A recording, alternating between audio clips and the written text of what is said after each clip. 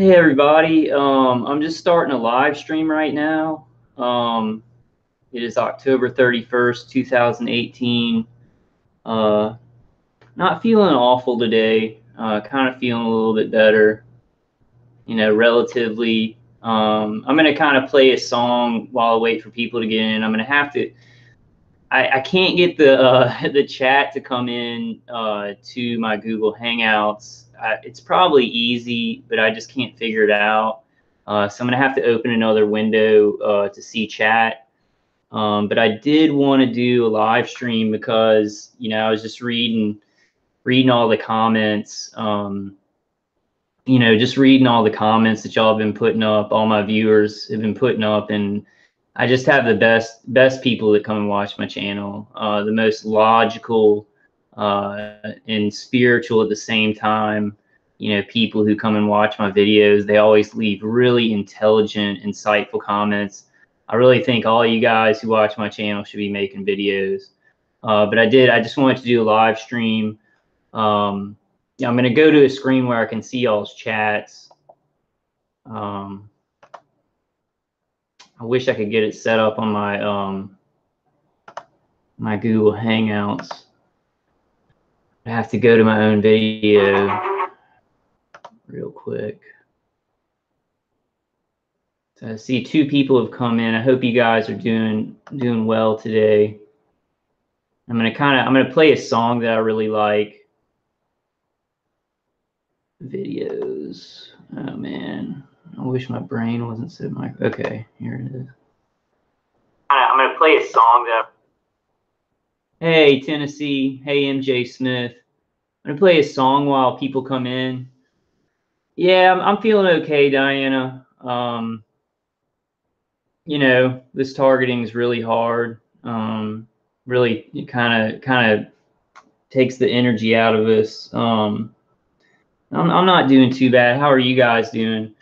I'm gonna start with a song real quick while we wait for some more people to come in the room. It's a song I really like. And then I've got some important. I actually want to mirror. I want to mirror one of Targeted in Ireland's videos because it talks about Operation Crimson Mist, which was this huge thing in Africa, and it was like mind controlling millions of Africans in this huge mind control operation. So it's just a more foundation of proof.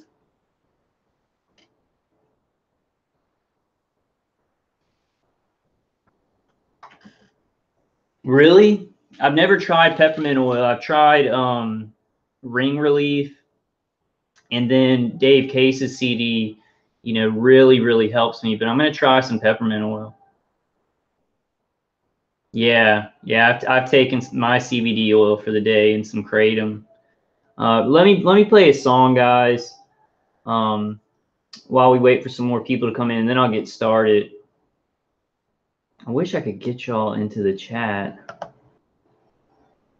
into this chat room, so I don't have to do that, but.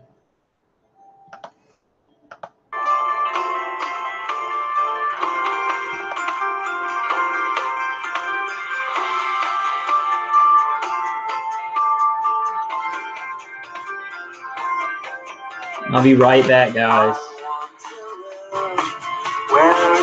This is Death Cab for Cutie. I love this song.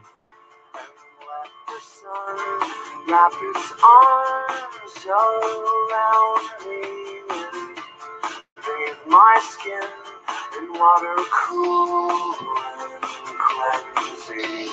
Feel what it's like to be new. 'Cause in my head there's a Greyhound station where I send my thoughts to far off destinations, so they may have a chance of finding a place where they're far more suited than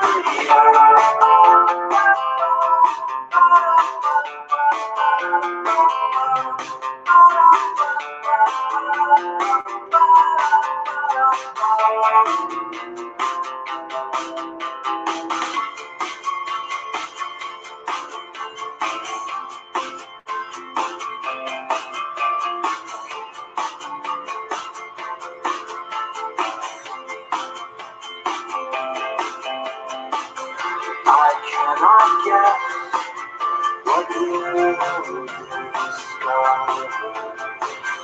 It's a bitter with our hearts cut like shovels, but I know our filthy hands can wash one another's and not one respect will remain. I can't believe it's true that there are lots left in other ashes. If the silence takes you, then I hope it takes me too. So paradise, I'll hold you near, 'cause you're the only song I want to hear. The melody softly soaring through my atmosphere. Where soul meets body, where soul meets body, where soul meets body.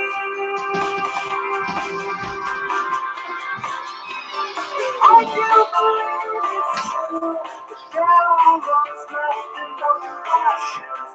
If the silence takes you, then I hope it takes me too. I might try and figure this out.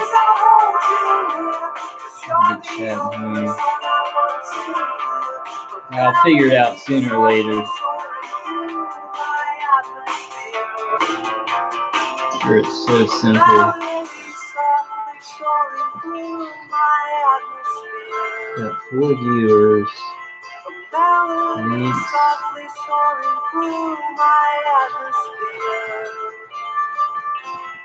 Melody softly soaring through my atmosphere. I love that song. List all available commands, enter group chat. Group chat. Can't you just click on that? Links. YouTube page.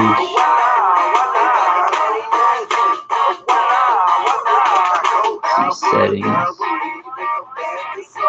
Screen share, chat. Chat. Why can't I see y'all's chats coming in? Let's see if I mess with the settings. All right, guys, give me 1 second. I'm going to start on some important information. But I kind of wanted to figure out how to get y'all's chats into Google Hangouts. Maybe somebody in the chat room, do y'all know how to just get, let's see, control room. Camera on. Me, there's me.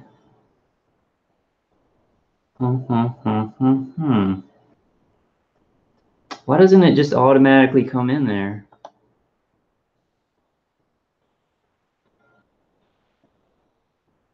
I don't see why y'all's chats don't just come in there. Shouldn't it just, I'm going to go to the chat room. Do any of y'all know like the setting that I can put up? Oh, that's good to know. Peppermint blocks the ringing the same way pressure on a wound reduces or removes pain. I think it's doing something because this ring relief stuff that I used really helped, and I think it does something to the tiny hairs in the ears, because I think when you're getting that microwave hearing and it's being transferred down to like past the outer ear just to the inner ear, it's aggravating all those little hairs. So what you're doing, hey Declan McMahon, hey Diana, hey Eamon, hey MJ Smith, happy Halloween. Wish I could get y'all's chat into my Google Hangouts, but we'll go ahead and get started.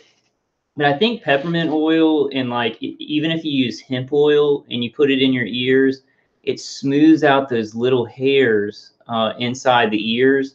And when these signals, when the microwave hearing is transferring to our inner ear and creating that ringing sound, it's aggravating all those little tiny hairs. So it makes it worse. So it can really tone it down if you smooth those out, if you put oil on those little tiny hairs within the inner ear. I think that might be it. All right, guys, I'm just gonna start on the information. I really want to just mirror this this video that Targeted in Ireland put out. She's putting out a lot of good stuff, and this is, I think she got it from somebody else's video maybe, but it's just such important information. It's just more of a foundation of proof of what's happening, and kind of you know, what the U.S. military has been doing with these microwave weapons. And with actually the scary thing is that you know, they're transmitting signals to many people at once, which I think is happening, you know, in all countries. And it may be a reason why we get so much resistance on people believing in reality, you know, because there's, you know, some mass mind control. And I wouldn't say it's as acute as what we're experiencing, because we have directed energy, you know, doing remote neural manipulation and everything, but it can influence people. It can influence their urges. It can influence their opinions. It can influence a lot of, and even actions. So I kind of just want to play this. I'm not going to be able to see the chat, but you guys just kind of talk to each other, and I'll come in every once in a while. Got to figure out a better way to do that, but I definitely want to do a live stream because you guys are just so great. Like the comments y'all leave. Hey folks, and welcome to another awesome. video from A Plain Truth. This is going to be a difficult one because I put out a piece a little while ago that I got a lot of, not a lot, but I got some grief from friends when I said 5G. I think you can stop it, think again. And the reason is because it's so highly advanced. They've been planning it for so long.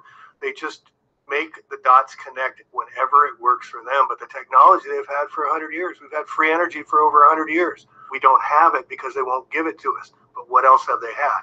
Well, it looks like they're going to be using 5G for whatever they want to change our bodies, to change our minds, to change the way we interact with each other, because they're going to be controlling everything we do, and from inside our homes to outside our homes using this new 5G. And it's also the same waves they use for massive crowd control they've used in the past, which we're going to get into here. But this is the global rollout is well underway. And for those of you that don't know exactly what 5G is, it's utilizing frequencies up to 6 gigahertz. The 5G application will require unlocking a new spectrum bands in higher frequency ranges from 6 gigahertz up to 100 gigahertz and beyond, utilizing sub. Oh, am I not screen sharing? Waves. Y'all are just seeing me right now, huh? Okay, wow, forgot to do that. So I need to screen share this. So y'all have just been seeing me as I switch back and forth. Oh, forgetting these things. Y'all see I have a mark on my head from where I've been getting hit with microwaves. And I'm trying to, like, I want to figure this out where I can see the chat all the time, no matter what I'm doing. But y'all have just been seeing me, like, when I'm switching screens. Okay, let me go ahead and screen share, because I want to screen share this. I've done this before. You'd think I'd remember. Okay, here we go. To allow ultra-high rates of data to be transmitted in the same amount of time as compared with the previous deployments of microwave radiation. Microwave radiation, the kind of technology in many of our homes actually interacts with human skins and eyes. Now, what's really terrifying about all this is it operates in the same range of the 5G, operates in the same range of hertz and gigahertz as does the anti-war press, active denial systems and microwaved energy. You see a microwave energy truck here in the back. Policemen aren't going to be needed. These goons aren't going to be needed at all. All they need is one of these machines from the ground, but we're going to get into why that doesn't matter either. But this is just from the woods batons to stun batons to water cannons, all funded by U.S. taxpayer dollars, freaking plasma lasers that can vaporize your skin. U.S. military is working on perfecting it. They say they're working on it. They already have it. And what I want people to understand, please, about technology, I was in Wall Street for 20 years. It's so much more advanced than they give us. If you're flying in a plane at 30,000 feet, at 500 miles an hour, and they can find you an IP address, you can download and upload the technology to each individual laptop, computer, or whatever you're using? What do you think the military has had for 50 years? Remember, it was DARPA that gave us the internet. They'd had it for a long time. So it can vaporize your skin and use for crowd control. The highest setting on a current model will let loose a full scalable thermal ablative effects through common natural clothing at a minimum distance of 100 meters. It would painfully vaporize the outer layer of skin rather than burning it, will be turned into gas. Yes, vaporizing skin, scalable thermal ablative effects. So they can do it also from the sky, and this is what we're going to get into because they already have used it. And big shout out to Dennis J. Kucinich, who tried to stop the engineering, the geoengineering, the mind control from above and whatnot. Negotiations aimed at the ban of space-based weapons. So this gets into 1991, non-ionizing radiation. Remember the date, 1991. Among the published experiments where pulsed microwaves caused the synchronization of isolated neurons with the frequency of pulsing of microwaves.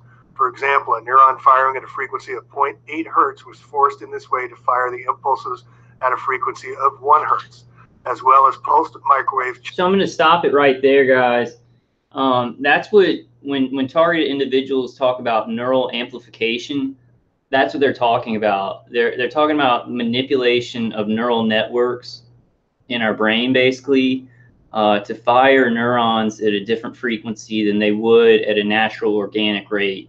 But I just wanted to kind of throw that in there, and we'll let him proceed. This guy seems to know a lot. I think he's a targeted individual.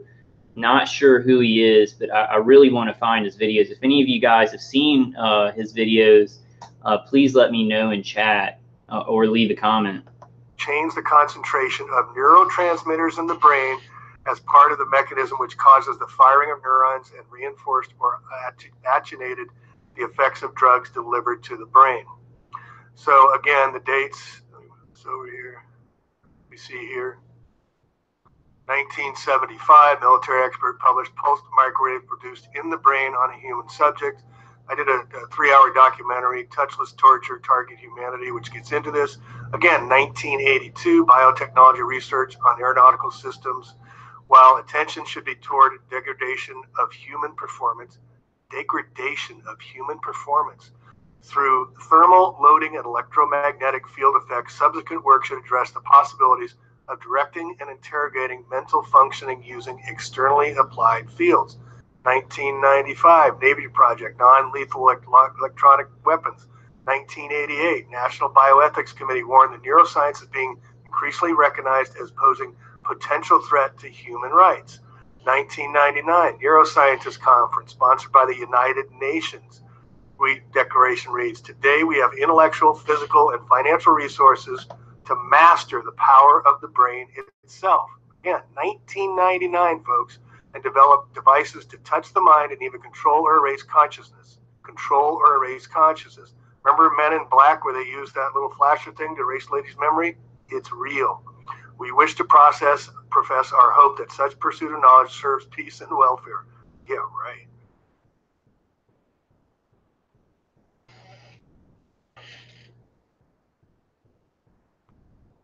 All right, so this is really critically important. Do you remember the genocide that occurred in Rwanda back in the middle 1990s? Operation Crimson, Crimson's Red Mist, electronic slaughter in Rwanda. Spooks now use technology in Baghdad that was proven 1 million dead in Africa in Rwanda. This was all a genocide caused by electronic weaponry, psychoelectronic weaponry. It's called Operation Crimson Mist. During the late afternoon of April 6, 1994, a hail of cannon shells tore through the fuselage of commercial airliner flying overhead central Rwanda. Several seconds later, the blazing plane exploded on impact with the ground, killing the president of Rwanda and the president of Burundi and most of their senior officials. In that fatal millisecond of time, the entire political command structure of Central Africa was decapitated, leaving the way open for Operation Crimson Mist, the most obscene terminal mind control experiment ever mounted by the United States of America against a sovereign nation. United States of America against a sovereign nation. Remember that. Crimson Mist has been used again recently on smaller scale in Iraq and is now beyond doubt.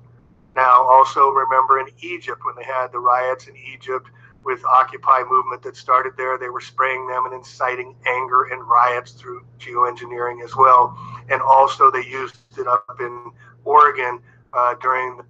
I kind of want to stop it there. So this was in 1994 that they were sending out a mass signal. I mean, like a wideband signal to at least thousands of people in Africa. I think millions of people were killed in the genocide, but affecting thousands, maybe tens of thousands of people.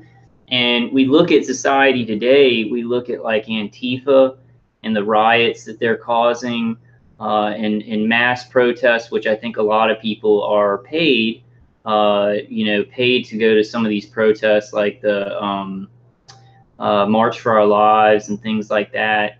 And then you even look at things like, this is kind of, we need to be like society, and I know it's not right now. We know the truth of these directed energy weapons and remote neural manipulation, and even mass mind control, like widespread signals that can affect a lot of people.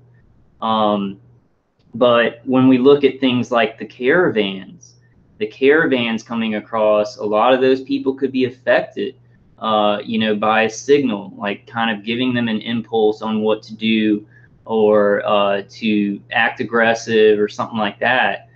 So it's important that I don't see how this is going to happen. I don't see when it's going to happen. I hope that it happens soon, but just in mainstream, well, that would be a miracle if mainstream news put that into the narrative. But like in any of these situations, these weapons have to be,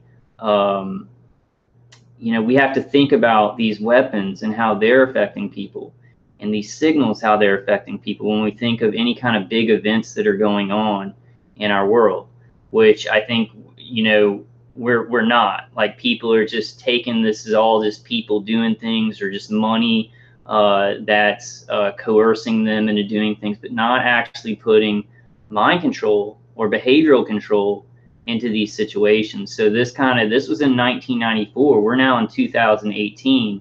So imagine the capabilities and the widespread signals that can be put out to affect large populations, which has been going on, before 1994.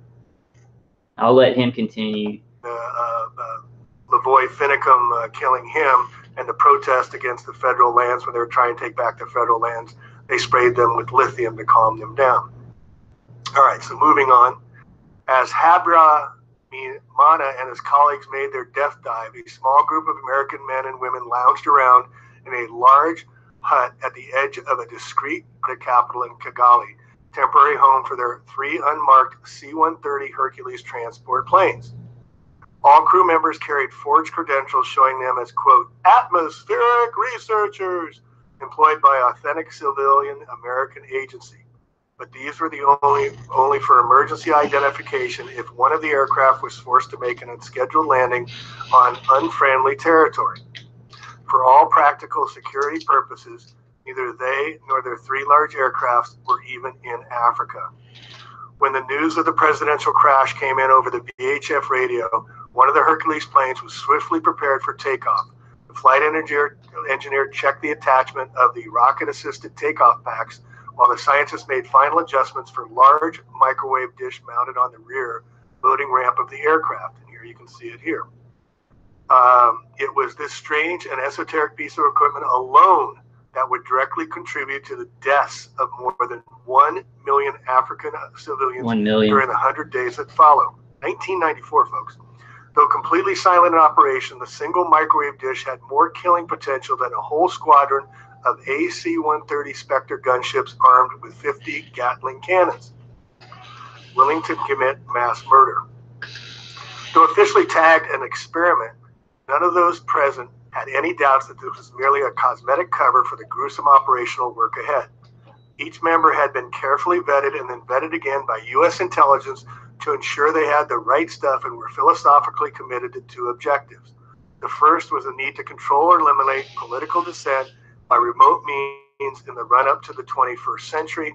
And the second was the need to stem or reverse massive population increases around the world, Club of Rome, which threatened to overwhelm existing natural resources, especially water and food. Intrinsically, this required a willingness to commit mass murder, and everyone present had passed this critical test with flying colors. We're number one. But then, all right, as Hercules engines started, blah, blah, blah, the Hercules 130 made a carefully calculated pass over the advancing Hutu. It was an operation to get the Hutu and the Tutsi fighting each other. And then suddenly it went berserk. Eyes glazed, the mood of the Hutu crowd went from simple anger to uncontrollable rage, and within minutes, hundreds of assorted Tutsi body parts were flying through the air, creating electronic rage. What the Hercules crews had just achieved has been an open secret since the late 1950s, when researchers accidentally discovered there was a precise control brain wave for literally everything we do and for everything we feel. The problem back then was each of those control brain waves, rage, fear, panic, lethargy, vomiting, and so on, had to be transmitted with an accuracy taken out to 3 decimal places where it would not work. But years rolled by, the advent of transistors, microprocessors, the operational application of precise control brain waves became practical reality. The C-130 crew were actually engaged in electronically augmenting, good word, electronically augmenting a pre-existing state. Remember that the agents and security service personnel first had to point the Hutu tribesmen in the direction of the Tutsi to induce reasonable anger and make sure they were appropriately armed.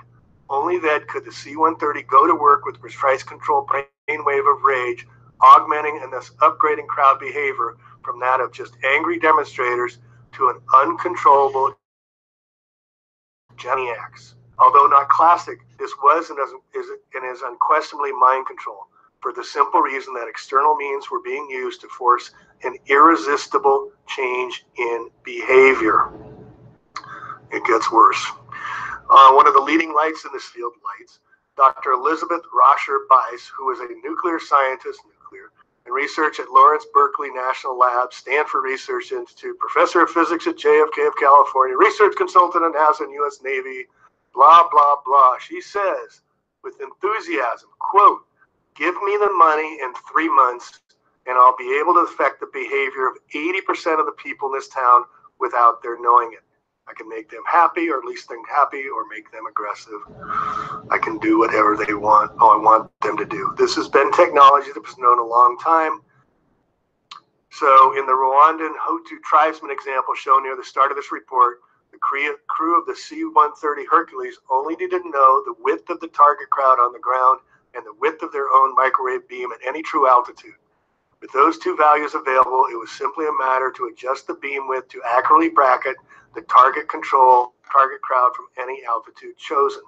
They did the same in Baghdad. I'll put this in the show notes, but you can see the technology is greatly available, and now we're making the case that the same frequencies they're using, have been using on these crowd controls, is the same frequencies that are being pulsed into us with the psychotronic weapons that are part of the 5G. So can they use mind control once they get a 5G of all the people that are in the range of the 5G millimeters? Yes, they can. You can bet. All right, so in the end, there were stories to tell, and this is a book I read probably a decade ago, which you can read about the Rwandan Institute, and you should really read about the Holocaust that was caused by the United States, but no one's held them accountable. Left to tell, Discovering God Amidst the Rwanda Holocaust. But the other important thing to note is, folks, is that if we have love in our hearts, if we forgive, if we have openness, and if we have compassion for others and empathy, there's much more difficult to mind control us. Not that they say they can't, but did you notice they had to already have some anger inside of them, and they pulsed it, they increased it. So please carry love in your hearts in these very difficult and even more difficult times. How you can get away from 5G, I have no answers. They're going into the rurals, they're going everywhere. I was just up in the rurals up in Mendocino, and I saw the lines being brought in. They were massively putting in these heavy lines on these already overburdened telephone poles, but it's going in. You're seeing it everywhere, 5G. So please share this with everyone and have love in your hearts. Peace, and thank you, Wendell, for providing this most important information. I really appreciate it. Love one another. Plain Truth out. All right, guys. So what he says there at the end is so important. You know, we have to, even when we're fighting this, and I know this is it's very difficult. Even when we're fighting this, it's so important that we keep our frequencies up, that we joke around a little bit, that we, you know, love each other, and you know, respect what each other are going through. And even when we're putting out information like that's scary. I mean, it's scary information. It's scary, the kind of technology that's being used on us and that's being rolled out for, you know, mass behavioral control. But it's really important that we stay upbeat as we can, that we have faith that we can affect it, that we have faith that God can do miracles in this world through us and things that we don't see, you know. I'm going to kind of come over to the chat, see what people are talking about. Hey, Autumn, how are you doing? Hey, Brian. Brian, I'm just doing a live stream. I'm doing a live stream on Operation Crimson Mist, and I also wanted to read an important article on neurotechnology.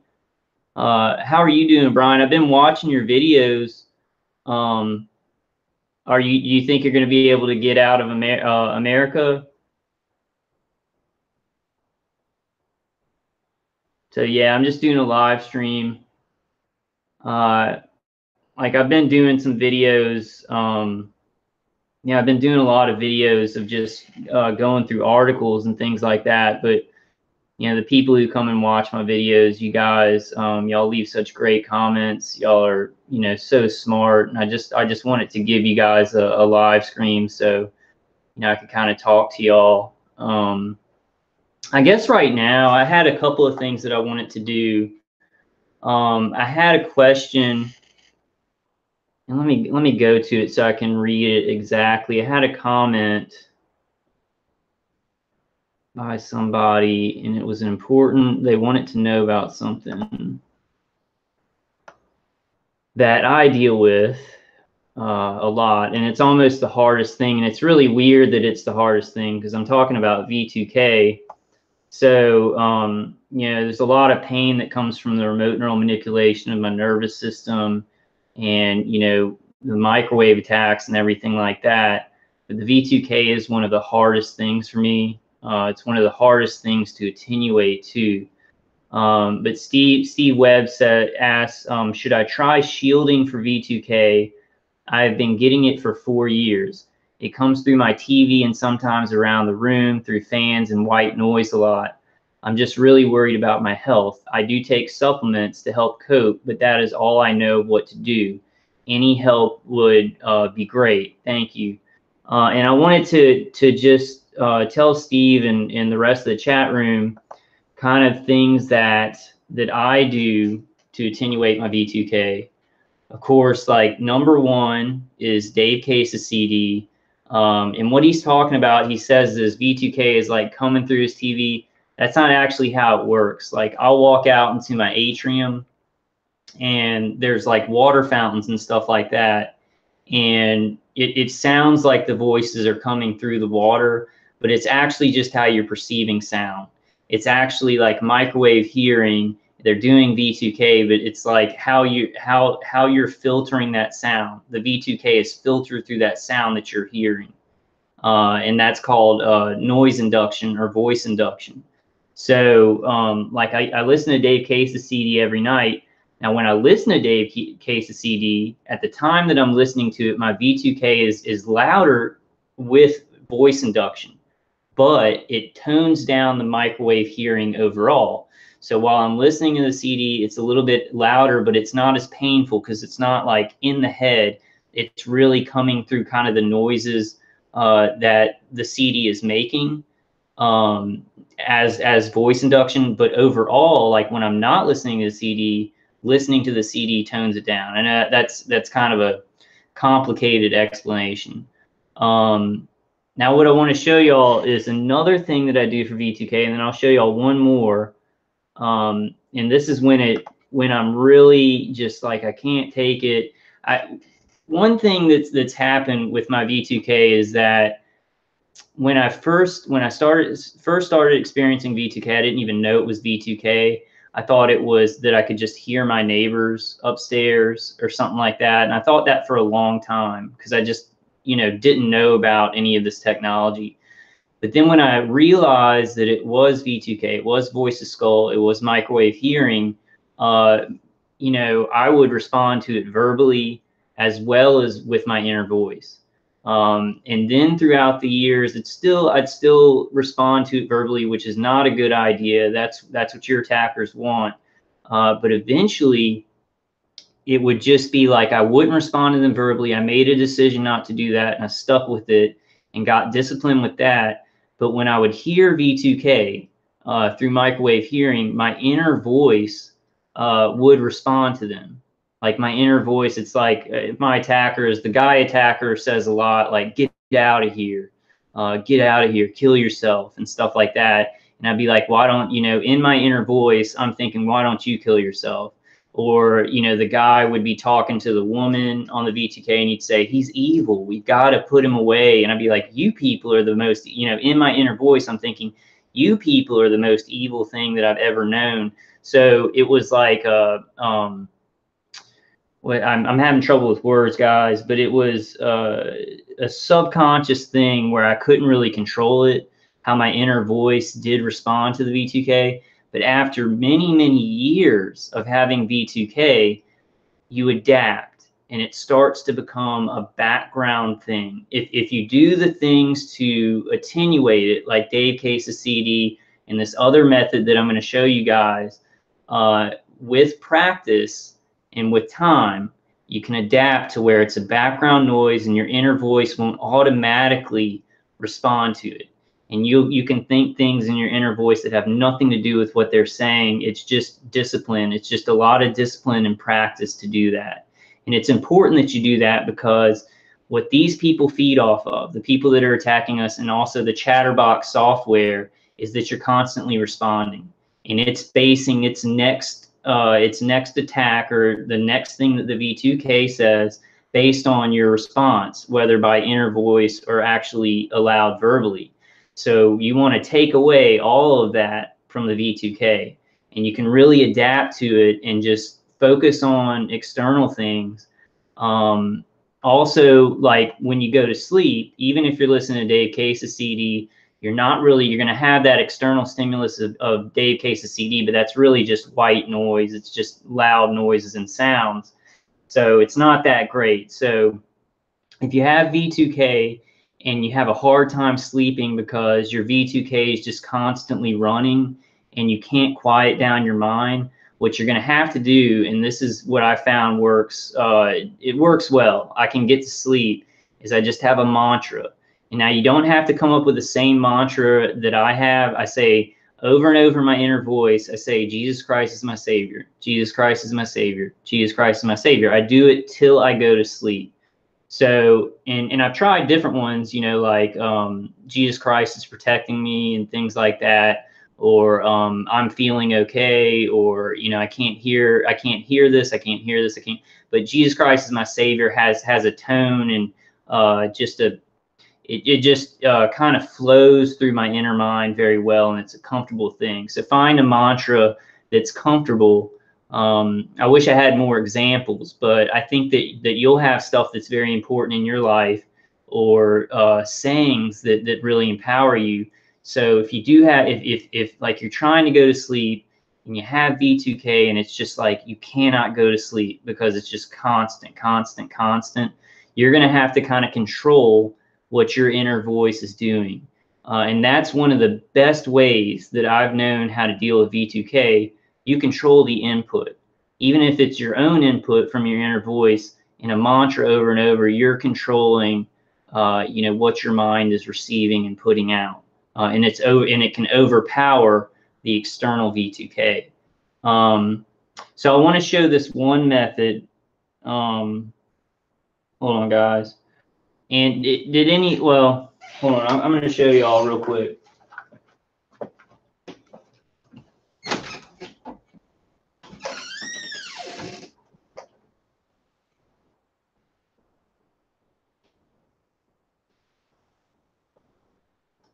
don't know if I can find them. Give me 1 second. Barely get through my door with my Faraday bunker and everything.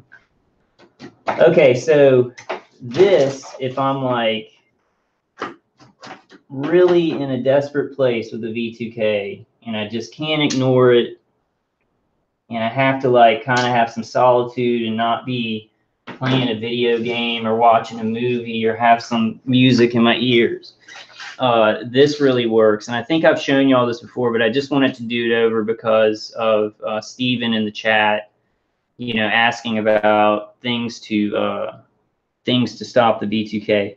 So this is like 4 25-pound pull neodymium magnets, and this is like a 25-pound pull neodymium magnets and 2 15-pound pull. Well, these, I don't know if these are neodymium magnets, but they're magnets that work. I would suggest getting neodymium magnets, and then I'll show y'all what I do.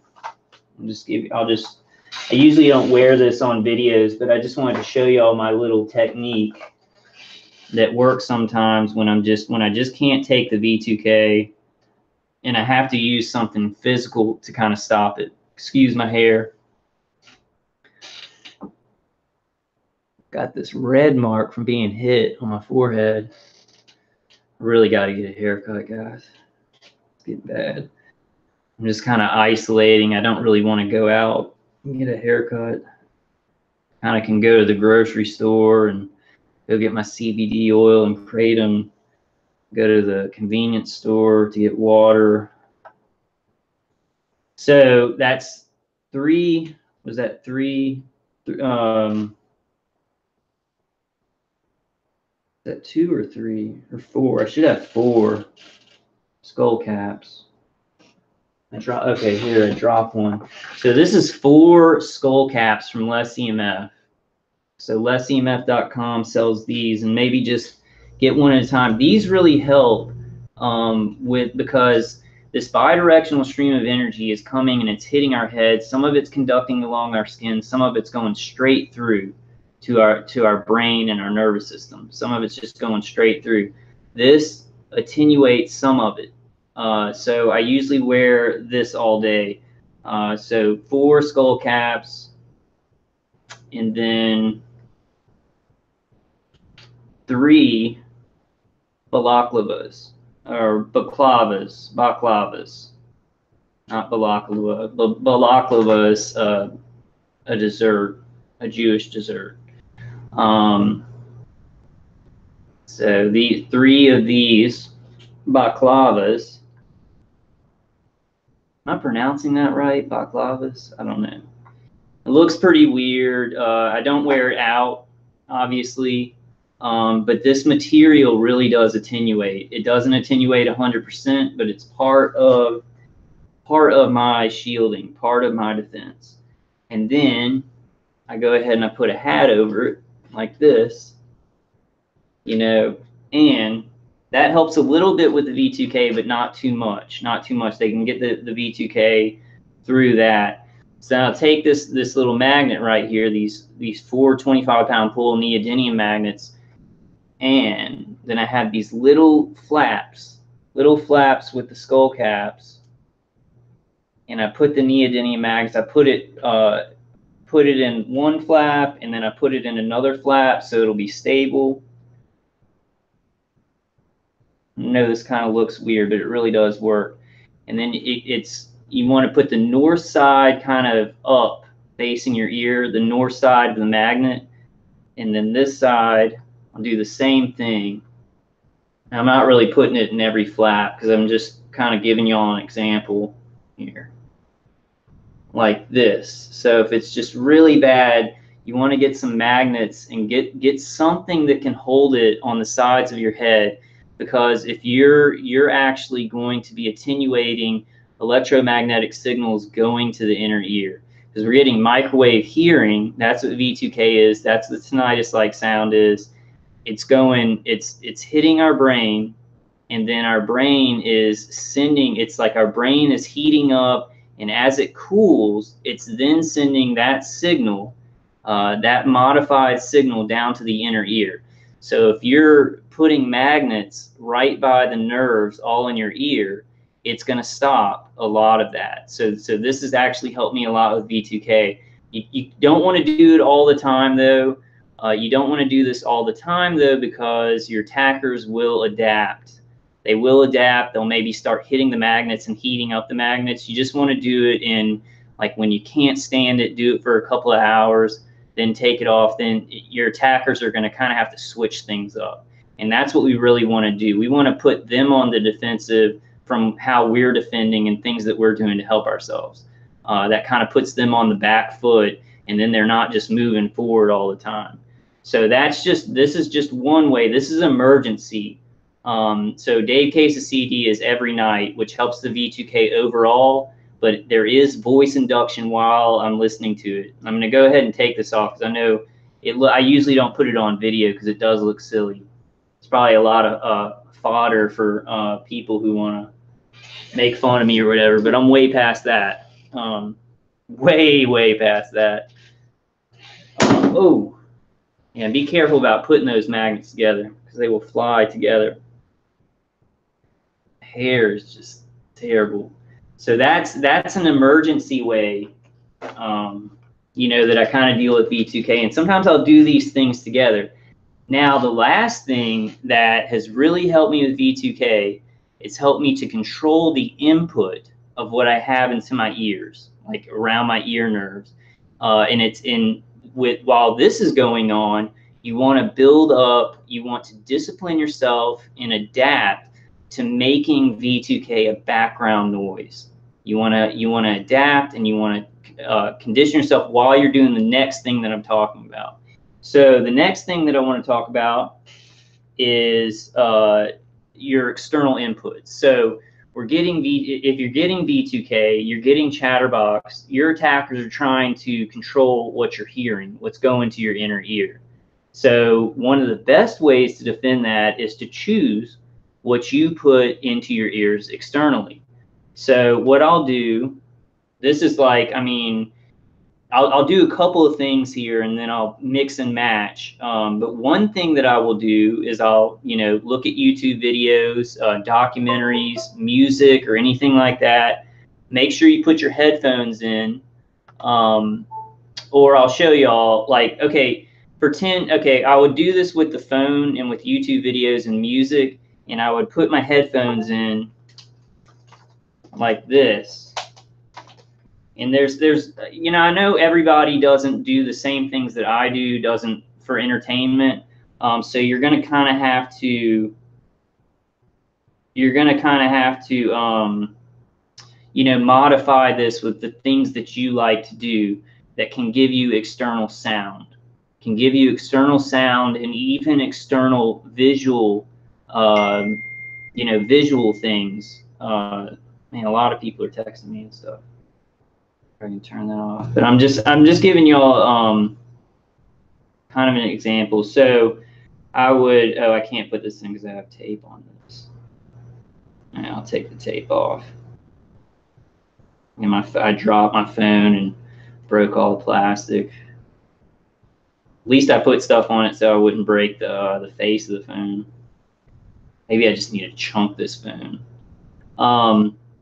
So put my headphones in there and I listen to music or YouTube, and then I'll have the headgear on, maybe without the magnets most of the time. But then when it's a real, like a real crisis, I go ahead and I put the magnets in for a couple of hours. So I'd be listening to music or YouTube videos, or I don't know, news stories about news that's going on, or different comedians or podcasts or anything like that. Or I'll also on the computer, I will listen to, like, I'll watch movies on this Go Movie site, and I'll just watch movies. But then at the same time, I'm also doing this. And now this can also be mixed with listening to Dave's CD. So I'm kind of giving y'all an idea of what I do, but there's many ways to do this. You want to control what you're receiving externally, and that's going to help you to condition yourself and build a discipline to make the V2K a background noise. And it's not going to happen in one day. So then I'll put this little headphone in right here. So you see I got the headphones on right now. I can listen to stuff on YouTube, music. And then I know not everybody has a PlayStation 4, but I have a PlayStation 4, and I love playing games. Like, it gets my mind off of this. It gives me something visual, externally visual to focus on. So I'm focusing on music or podcasts or, you know, documentaries or movies on my computer. And then I have sound coming through my video game. And I'm looking at the video game. So I'm getting these external, I'm controlling what I'm getting into my ears and my eyes externally. And it really helps. It helps to kind of break that. And I can do this, like I can put the headphones in here, you know, play Dave Case's CD on my computer, and then do the same thing with my PlayStation 4. You may be able to do this if you can get Dave Case's CD almost like I'm showing with the controller to my PlayStation 4, put it in one ear, and then with the headphones, then put that into your phone or your computer and listen to movies, whatever you like, music, movies. If you want to you know, watch educational stuff, do that too. But see, while I'm doing that, I'm looking at the video game, and then I'm kind of looking back at the movie. I'm paying attention to these two things. So the signals that my attackers are picking up are pretty chaotic. They're not sure what they're reading. My brain activity is going to be hard for them to kind of get a grasp of me doing that. Now over time they adapt and they do different things. But this has been one of the things that has kept me from going insane from the V2K. And then over time, I've physically adapted in a lot of ways to making it very background and my inner voice not even responding to it. I can go over some more stuff later on. I have another article I want to read, but I hope that helps somewhat. Also, one more thing, the cleansing baths, like the Epsom salt baths, and then interchanging those with the borax baths and palm olive baths.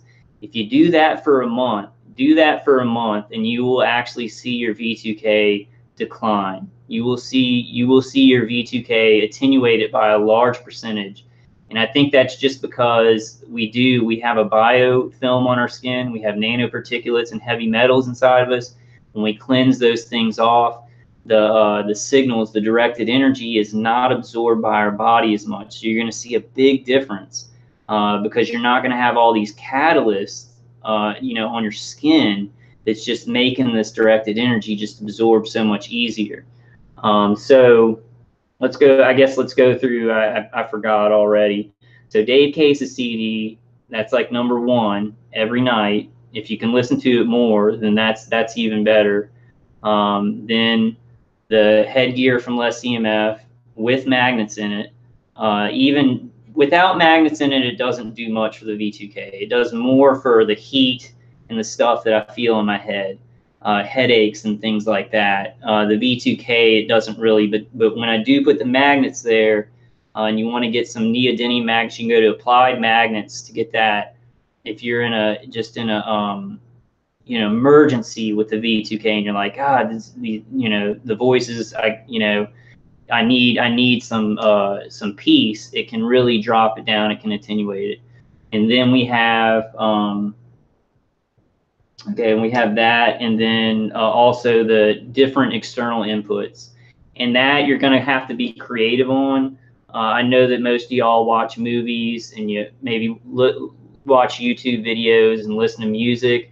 Now the video game, not everybody plays video games, so you might have to get creative on that other external stimulus. And I think that's kind of all that I have right now on that. And then cleansing baths. Cleansing baths. I did it for a month. I did it straight for a month. My V2K went down at least 50%, and that is not a lie. And I'm not, I think it was just getting getting the catalysts that make our body a dirty circuit board out of my system. So I did want to respond, to his comment. And I'm going to kind of run back to the chat room and see if y'all have any questions or anything like that. So yeah, just Diana says distraction is helpful. And I know it's like a lot of people, yeah, Steve, hey, Steve, you were the person who asked the question, right? Yeah, do that, like play video games with a lot of music. Was that you who asked the question? Was it another Steve? Oh, that was you. Okay. Yeah. So Steve, also, yeah, there's, well, Dave Case's CD, everybody on here, at least try it. And I'll bring up that, I'll bring that link up right now. Everybody needs to try that. And with the V2K, it's a little bit weird because with the noise induction, it makes it louder, like when I have the CD on, but like I take the CD off and the V2K is lowered overall. I think y'all understand what I'm saying there. But that's just like, it's like when I walk out in my atrium, or the stuff that Steve was talking about, like the V2K sounding like it's coming through the TV. Well, the TV's making noise. Like sometimes I'll be playing my video game and people like in the background of the video game talk a lot, like because you're in these cities and stuff like that. In my attackers, they don't do this much because I figured out right away. And I guess when I figure out something that they're doing, they think it's not as useful, and they'll kind of stop. They're like, okay, well, he knows that, which I don't really get, because sometimes sometimes the guy on the V2K, like I'll figure out something, the guy's like, I don't care. He's like, I don't care, and they keep doing it. But they will, like when I'm playing the video game, there's like voices in the background of these cities, and they will actually put it at a certain level where it's the level of those voices in the city. And I know that sounds weird, and that's what it's supposed to be. I mean, they're trying to make us look crazy while torturing us. But it'll be like my V2K. It'll be like the guy going, yeah, we just need to get him out of here. And then the woman says, he's not a bad guy. This is getting crazy. And he's like, well, why don't you leave? So they do their pretend fight and everything like that. But I hope that helps you out a little bit, Steve. You will. I don't. How long have you been going through V2K, Steve? Yeah, working out too. I need to work out a lot more. I have a little workout place in my condo, but I don't use it enough. Yeah, Invincible says Dr. Jay Davidson just posted a video about our skin being an antenna for EMS. That's completely true. Your skin is conductive even without any kind of catalyst on it. But so even without any catalyst on it, our skin is conductive, but then we're getting a biofilm. We're getting nanoparticulates that are latching onto our skin and creating a biofilm. So that's why the cleansing baths are super important. And potassium iodide is super important because that's going to cleanse the inside of your body, and then you cleanse the outside of your body with Epsom salt. Epsom salt, and a lot of people, they use apple cider vinegar or vinegar, bentonite clay. There are many things you can do to cleanse the body off. I just use Epsom salt interchanged with borax and the orange palm olive because it has L-lactate acid. But so Steve, you've been going to 4 years off and on daily. Yeah, like about 4 years into when I got V2K, 4 years to the day, it was driving me insane. It was driving me nuts. I was verbally responding to it. I was responding to it with my inner voice when I was like in public and could not yell at it. But now, like it's been about 8 years, 7.5, 8 years. And it's running in the background. If I choose to think about it in my inner voice, I do, but I have a lot of control of that, even when I don't have these external stimuluses. So I guess my main message is like, with these defenses, we're defending from it, but we're not defending all the way. But as we defend a little bit of it, certain percentages, and kind of get that whole stress of the attack off, we're also building up an organic adaptive defense of our body, because the brain and, you know, our brain and our body are very strong, and they can adapt to things. They can adapt to challenges and resistance. I mean, that's how nature built us. That's how God built us. So I've adapted to a lot of this stuff, and now it's very different to adapt to voice to skull and be able to just make it a background thing where you don't even really respond to it emotionally or anything anymore. And sometimes they'll inject emotions, of course. The V2K will say something and I'll get a little spike in anger or something like that. But now what I'm doing is I'm really understanding how that is artificial. And so it's a little spike that I feel like angry, and I go, okay, that's not me. And I let it go, and I just let it go, you know. Did anybody else have anything that they're really struggling with that we could talk about? Let's see. Yeah, Paul Marid says, have you tried exercising to ease the targeting? I don't do enough. I used to run, but I've been so fatigued and stuff like that. I haven't been exercising. That's a priority. I need to do that because that can get your natural endorphins going.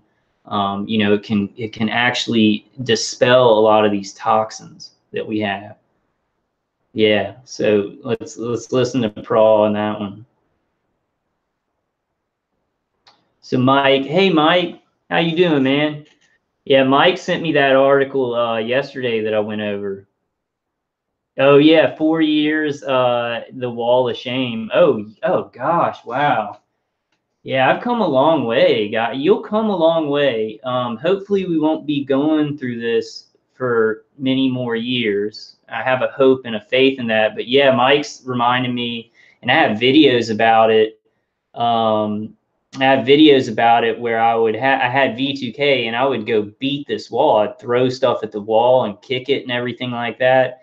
So, you know, now the fact that I can just ignore it and go on with my life, it's still there. You know, it's still there. I hear what they say, but it does, as you build up this adaptation to putting it in the background and moving external stimuluses up front, and then toning it down and adapting, you'll notice that you don't really like, because I'll sit here and go, okay, guys, I'm going to say what the V2K is saying. But sometimes it's hard for me to understand what they're saying. It becomes so muffled. It becomes so background. So that's a very good thing. Yeah, it's a very good thing. So Mike's saying, for people who get a lot of subliminals and organized stalking, those tactics are used to create and reinforce anchors and triggers for X people on the street saying specific words, phrases, etc. Yeah, that's definitely true. Mike said, that's why I call myself Pirate Mike, because my V2K is like an obnoxious parrot on my shoulder that just mimics and repeats. Yeah, and mine does too. It just says the same things over and over, the same good cop, bad cop, this woman and this man. And she's saying, like right now, she's saying, I hate this. I hate this. And the guy's saying, it doesn't matter. We've got to do this, you know? So in my surveillance role play, it's, you know, ex-military people. Well, what they're trying to do now, it would be interesting if it wasn't hurting me so bad and actually raping my mind. They're trying to put like the woman in the group, like I'll think something that's kind of random and the guy will go, what does he mean by that? And then the woman will go, oh, he's thinking about this. He's thinking about that. So they're trying to make me have a connection with this woman, like she's my friend or something like that. Like she understands me, and that they're all going to her to try and understand me too. So that's kind of the surveillance role play they're going through now, like almost like she's the psychologist of the group, and then they're the you know, they're the ex-military guys running the equipment. So it would be interesting if it wasn't so weird. Yeah, what Mike says is very true. I was just explaining it kind of for people with V2K. Maybe they're having a similar experience, but yeah, awk, it doesn't matter. It doesn't matter, awk, whistle, yeah, like a bird. So Diana says, I love running through the woods, but with Lyme now, it kicks my butt too for a few days. But going into the woods and walking barefoot helps. Yeah, grounding. Natural grounding really helps. And also, you know, I have this grounding blanket right here, and then a grounding, like this grounding wristband from earthing.com.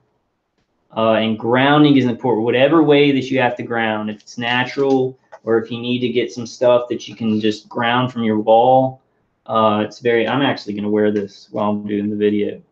I want to show y'all, I'll share my screen and show y'all what I'm going to get next. I need to get, and I'm going to go through that article real quick. Go back. I wish I could get y'all on the screen right here. I put, hey, everybody, happy Halloween. And then I don't see any responses.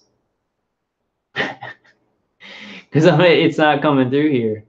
Let me ask Mike. Hey, Mike, how do I get my chat in my Google Hangouts? Do you know?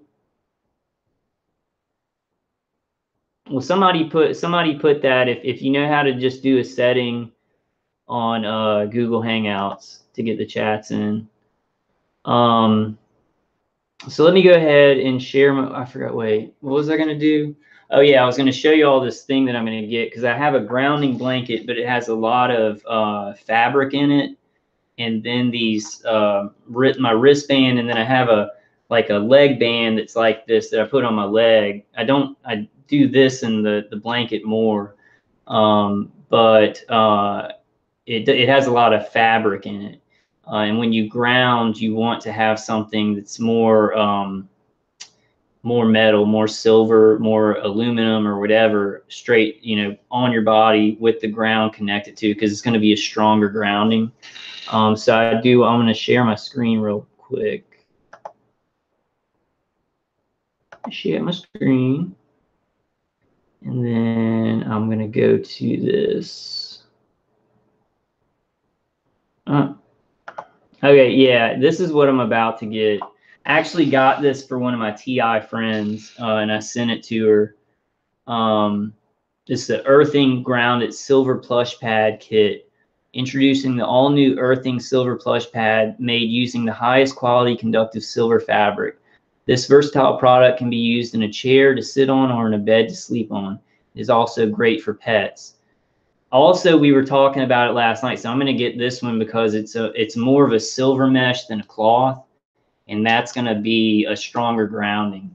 It is a little bit expensive, but you know, we always talk about on the conference calls and everything, and when I talk to other TIs off the conference calls, we talk about how worried we are about our pets. You know, I'm 100% sure that my dog is manipulated, like remote neural manipulation or some kind of signal, maybe to her stomach, to give her extensive diarrhea a lot. She's a dog, though, that doesn't really whine a lot. It's hard to tell how she's feeling, so I can't tell if they're hurting her all the time. But this, like a grounding blanket to put where your dog sleeps, I think would be a great idea for your pets. Now, bringing them out a lot, too, for that natural grounding, like Diana's talking about, is also a good idea. But I just wanted to show you all this. I'm about to order this and get one, and then just have this in my chair all the time. Leave my grounding blanket in my Faraday bunker, so I don't have to switch them out. I can just unplug one and plug in the other one.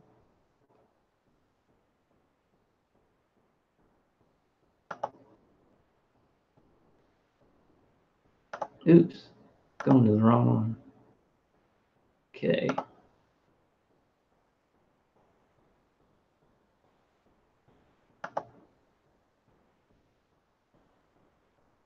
Truck or treat? No, I don't, sir. Yeah, who's going trick or treating tonight? I think I think Ryan's having like a kind of a Halloween call. I think he might dress up as a ninja tonight.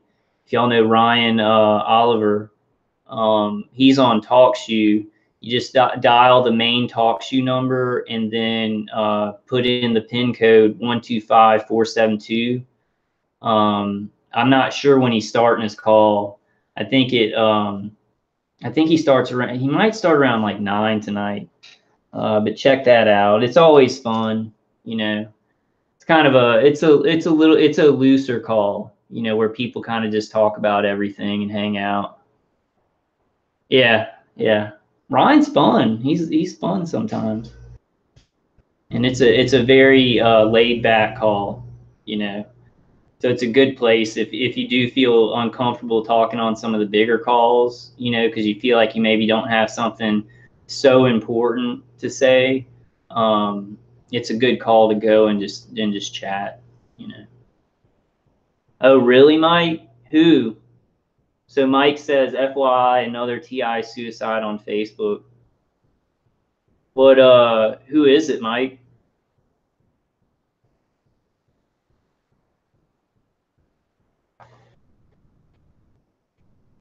Is it somebody from the calls?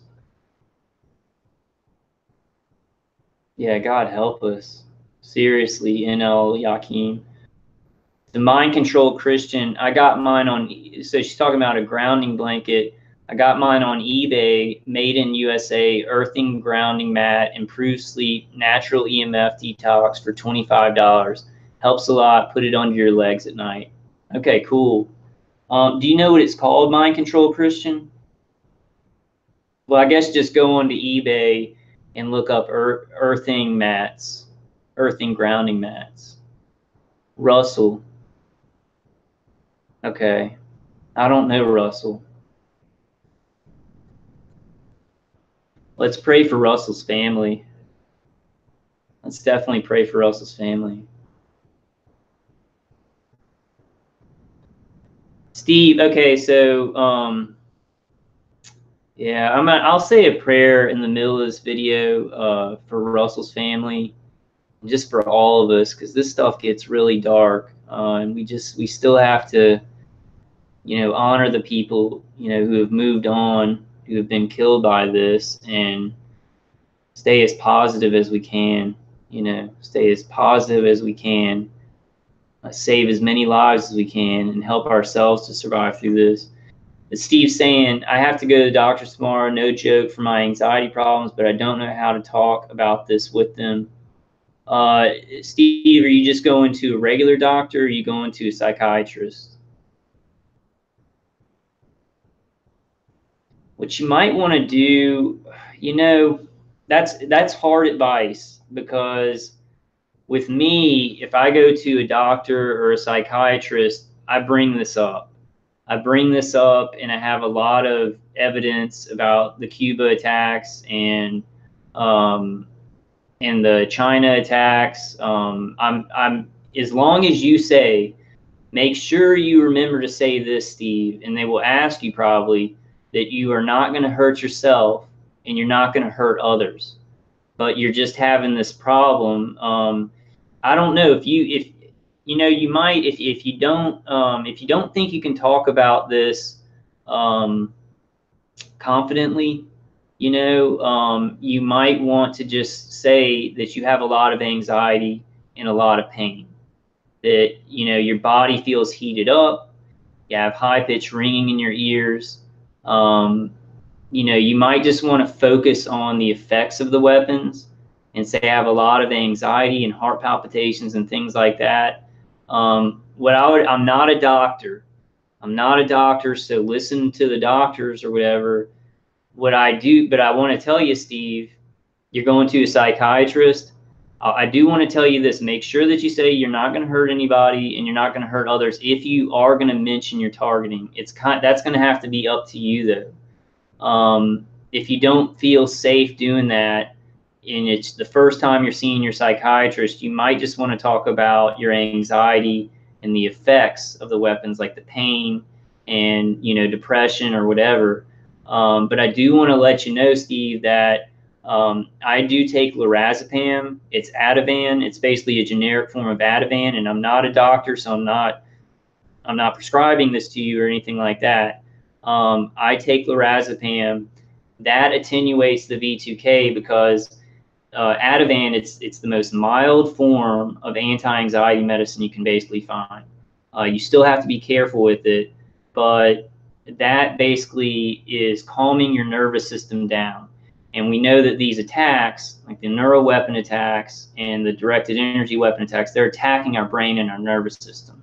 So when you calm your nervous system down with something like lorazepam, Brian too calls it chemical shielding. It can tone down the V2K, it can tone down the pain. So you might want to mention lorazepam if you're having a lot of anxiety. I think you also got to do some defensive things for the targeting, but lorazepam has really helped me to get through this. Like when I'm just really stressed out, the pain is so bad, I take lorazepam, calms down my nervous system. So I would suggest, I can't tell you whether or not to talk about this. I would be a little bit careful if it's the first, you're on clonazepam. That's kind of similar. Oh, they want to cut you. We'll see if they'll maybe switch you from clonazepam to lorazepam. Maybe just talk to the doctor about that. You've been on it for 13 years, so they can't just take you off of everything. You're going to need something. But talk to your psychiatrist about that. Lorazepam works for me. I'm not a doctor, so I'm just saying talk with your psychiatrist about that. Is this a new psychiatrist? Have you told them about this before? Do you feel kind of comfortable? Because I talked to my psychiatrist about this. She's listening to me, not really believing. Oh, they're gonna taper you off. Yeah, I don't know, man. You got to just do what you feel comfortable with. Some psychiatrists are very good people, but they just will not, because they're going by the DSM, so they will not believe this stuff. It's so hard for them to. I would kind of play it close to the vest. If it's the first time you're seeing them, play it close to the vest. You may want to just talk about. I talk a lot about activism. I'm like, a lot of new billboards are coming up. Have you heard about the Cuban embassy attack? Have you heard about the China consulate attack? Talk about things that are like very mainstream and that can't really be denied, and say, I think there's something going on. If you do want to talk about your targeting, say, I think there's something going on with regular citizens being experimented on by directed energy weapons and neuro weapons. It just depends on how confident you are in talking about it. And as long as what I've experienced is, as long as you say, I'm not going to hurt myself and I'm not going to hurt others, that you can talk about whatever you want to talk about, and they can't just throw you into a mental institution. The good psychiatrists will not do that. Like, I don't know if there have been situations where psychiatrists have been in on it and done that, because I've been pretty blessed with that.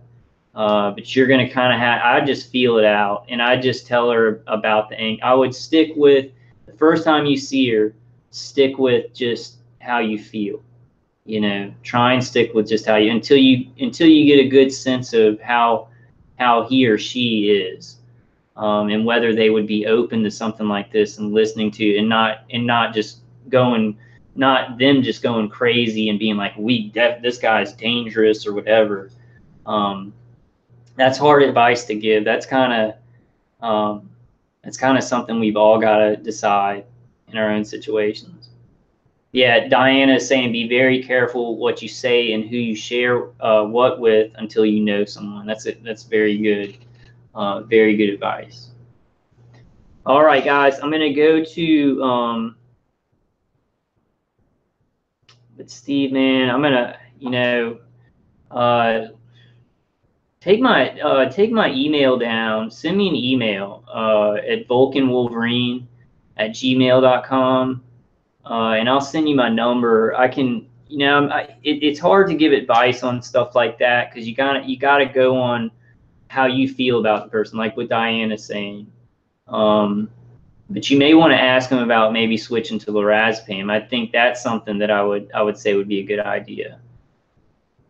Yeah, might want to ask them what they know about these dudes and talk. Yeah, ask them if they know anything about the Cuban embassy attack, the China consulate attack.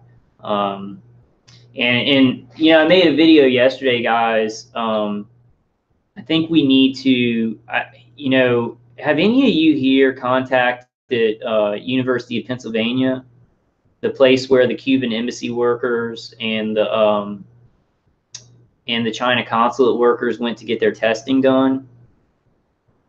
Because I think that we really need to start really contacting them.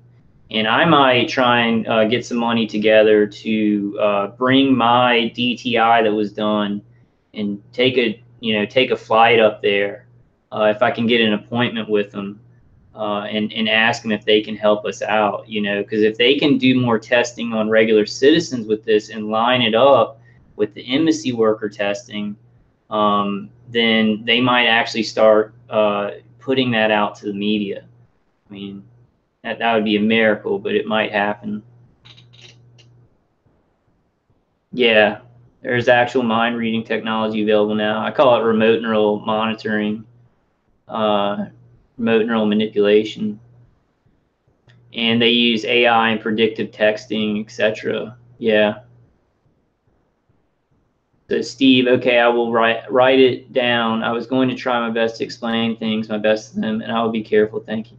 Yeah, if you feel like you want to do that, Steve, just make sure you say you're not going to hurt yourself or anybody else. And it's just, you know, make sure you say this is frustrating. But I don't want to. I just don't want to tell you something and it be an asshole psychiatrist who is like, oh, well, this is just, oh, he's completely delusional and we got to, you know, put him away. I don't want to put you in that situation. So it feels better for me to tell you, feel out the situation. Maybe on the first one, don't, you know, say, well, there's some, you know, kind of allude maybe to it, nothing they can get you on right away, and then see how the psychiatrist responds to it. Make sure they're a good person, you know, a good person that will hear you out, maybe look at some of your evidence. Let me share my screen again, guys. I kind of want to move on to this article that I have. How long have I been going here? I can't tell when I do these live streams. Well, it doesn't matter. I'm going to read this article real quick. I share my screen. Why is it doing that?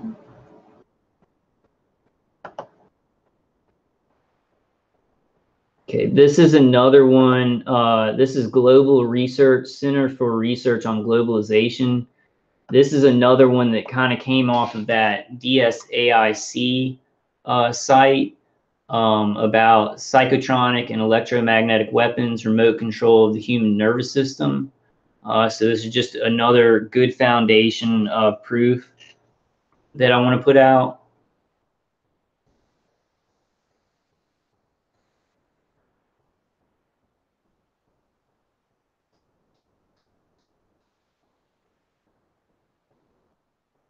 Yeah, Steve, I mean, a lot of psychiatrists, all three, like, okay, I've had 4 psychiatrists, but I'm having the same kind of situation you are.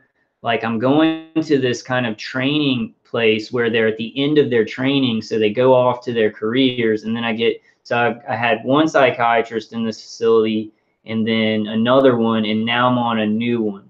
And my torture is getting worse kind of as I move from psychiatrist to psychiatrist.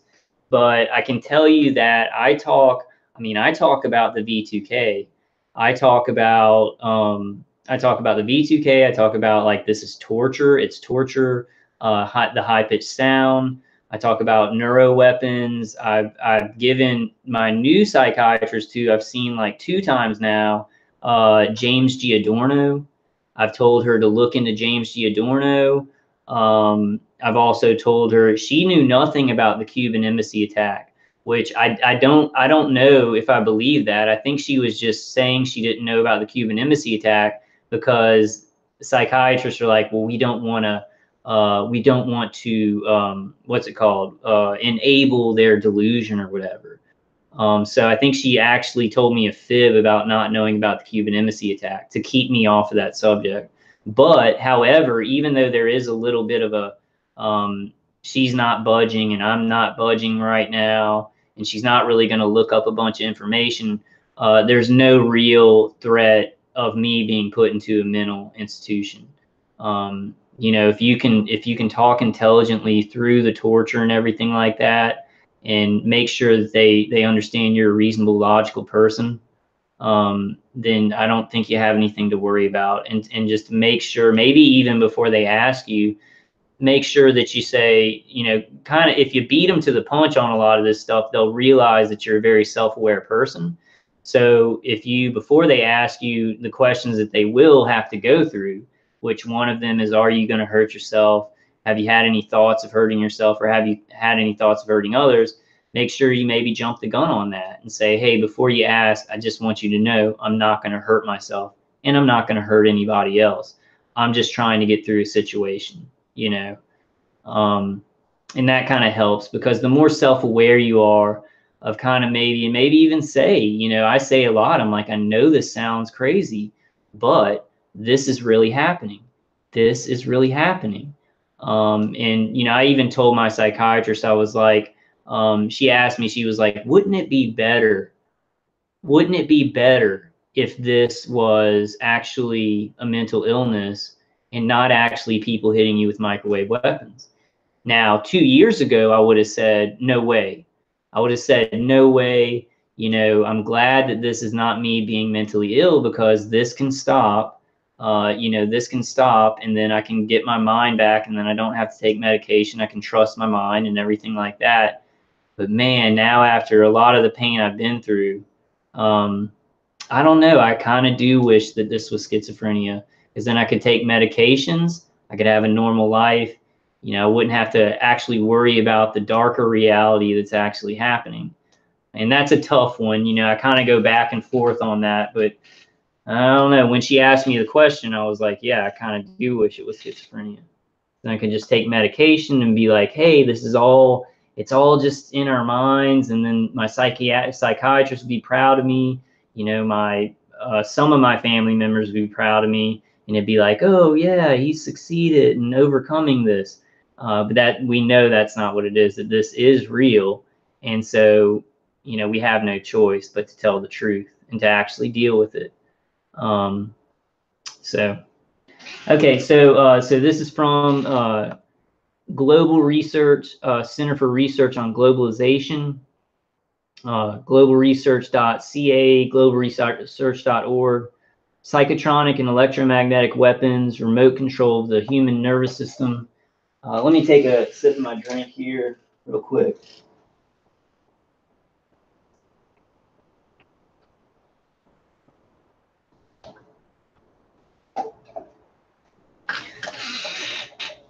Okay, this article was originally published on January 31st, 2013. In March 2012, the Russian Defense Minister Anatoly Serdyukov said, the development of weaponry based on new physics principles, direct energy weapons, geophysical weapons, wave energy weapons, genetic weapons, psychotronic weapons, etc., is part of the state arms procurement program for 2011-2020. And that's in the Voice of Russia.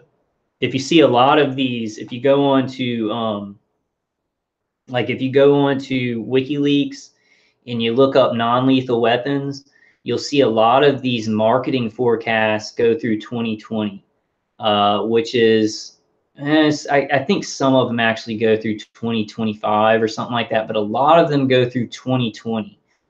So they're kind of doing these marketing forecasts and plans through 2020, which could be a good sign for us.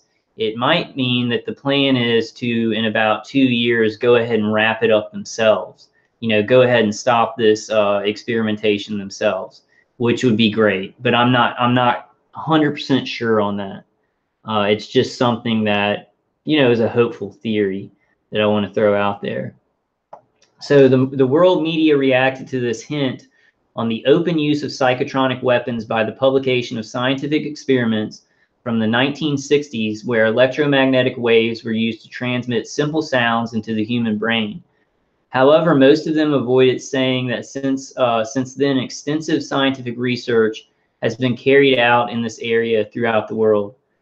Only a Colombian newspaper, El Espectador, published an article covering the whole scale of the achievements of this computerized English translation.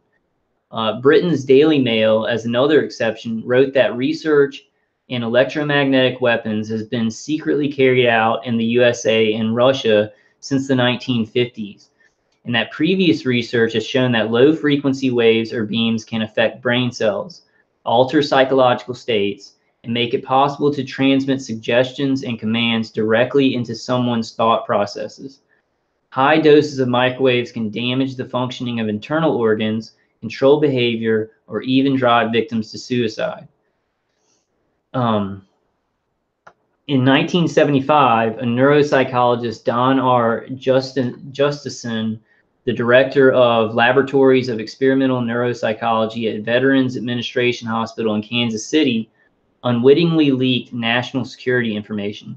He published an article in American Psychologist on the influence of microwaves on living creatures' behavior. In the article, he quoted the results of an experiment described to him by his colleague Joseph C. Sharp, who was working on Pandora, a secret project of the American Navy. Don R. Justison wrote in his article, by radiating themselves with these voice-modulated microwaves, Sharp and Grove were readily able to hear, identify, and distinguish among the 9 words. The sounds heard were not unlike those emitted by persons with artificial larynxes. That this system was later brought to perfection is proved by the document which appeared on the website of the U.S. Environmental Protection Agency in 1997, where its Office of Research and Development presented the Department of Defense's project, Communicating via the Microwave Auditory Effect. In the description, it said, an innovative and revolutionary technology is described that offers a low probability of intercept radio frequency communications. The feasibility of the concept has been established using both a low-intensity laboratory system and a high-power RF transmitter. Numerous military applications exist in areas of search and rescue, security, and special operations. So numerous military applications exist in areas of search and rescue. And then the next one, security and special operations, that seems to be where our experimentation is working on, from like NSA surveilling us and security industries doing that, to special operations like black ops and things like that, and psyops. So that last part would seem to be where a lot of the experimentation on us is working towards perfecting, researching, and developing. In January 2007, the Washington Post wrote on the same subject. In 2002, the Air Force Research Laboratory patented precisely such a technology using microwaves to send words into someone's head. Rich Garcia, spokesman for the Research Laboratory's Directed Energy Directorate, declined to discuss that patent or current or related research in the field, citing the lab's policy not to comment on its microwave work. In response to a Freedom of Information Act request filed for this article, the Air Force released unclassified documents surrounding that 2002 patent. Records that note that the patent was based on human experimentation in October 1994 at the Air Force Lab, where scientists were able to transmit phrases into the heads of human subjects, albeit with marginal intelligibility. Research appeared to continue at least through 2002. Where this work has gone since is unclear. The research laboratory, citing classification, refused to discuss it or release other materials. So why would they do that? Why would the research laboratory, citing classification, refuse to discuss it or release other materials? Because they're experimenting on people out in the public, on random people who have surgeries, or maybe who have workplace mobbing, or their bosses, put them in this program, or somebody that lives near them puts them in this program. You know, that this is basically a lottery system of you can be chosen to be thrown into this you know, experimentation at any time. You cross the wrong person, you have a surgery with the wrong doctor who may put an implant in you. But that's an important thing. So these open experiments, you know, they were openly experimenting on human beings in labs with this up until 2002. Now, they were also experimenting on people just out in society also, but it makes a lot of sense because we've seen a huge uptick in people grabbed into this program from, you know, around 2000, 2001 after 9/11. And then in certain other years, 2008, I think, was a huge one. 2012, I think, was a huge one. I'm not sure about the years after that, but those were huge booms in this where they were grabbing in more targeted individuals. But you hear that this was research appeared to continue at least through 2002, the open stuff that people could, you know, could hear about. Where this work has gone to since is unclear. We know where it's gone. We know where it's gone. The research laboratory citing classification refused to discuss it or release other materials. We can only stress again that the world media avoid publishing the full scale of the progress in the research of the remote control of the human nervous system.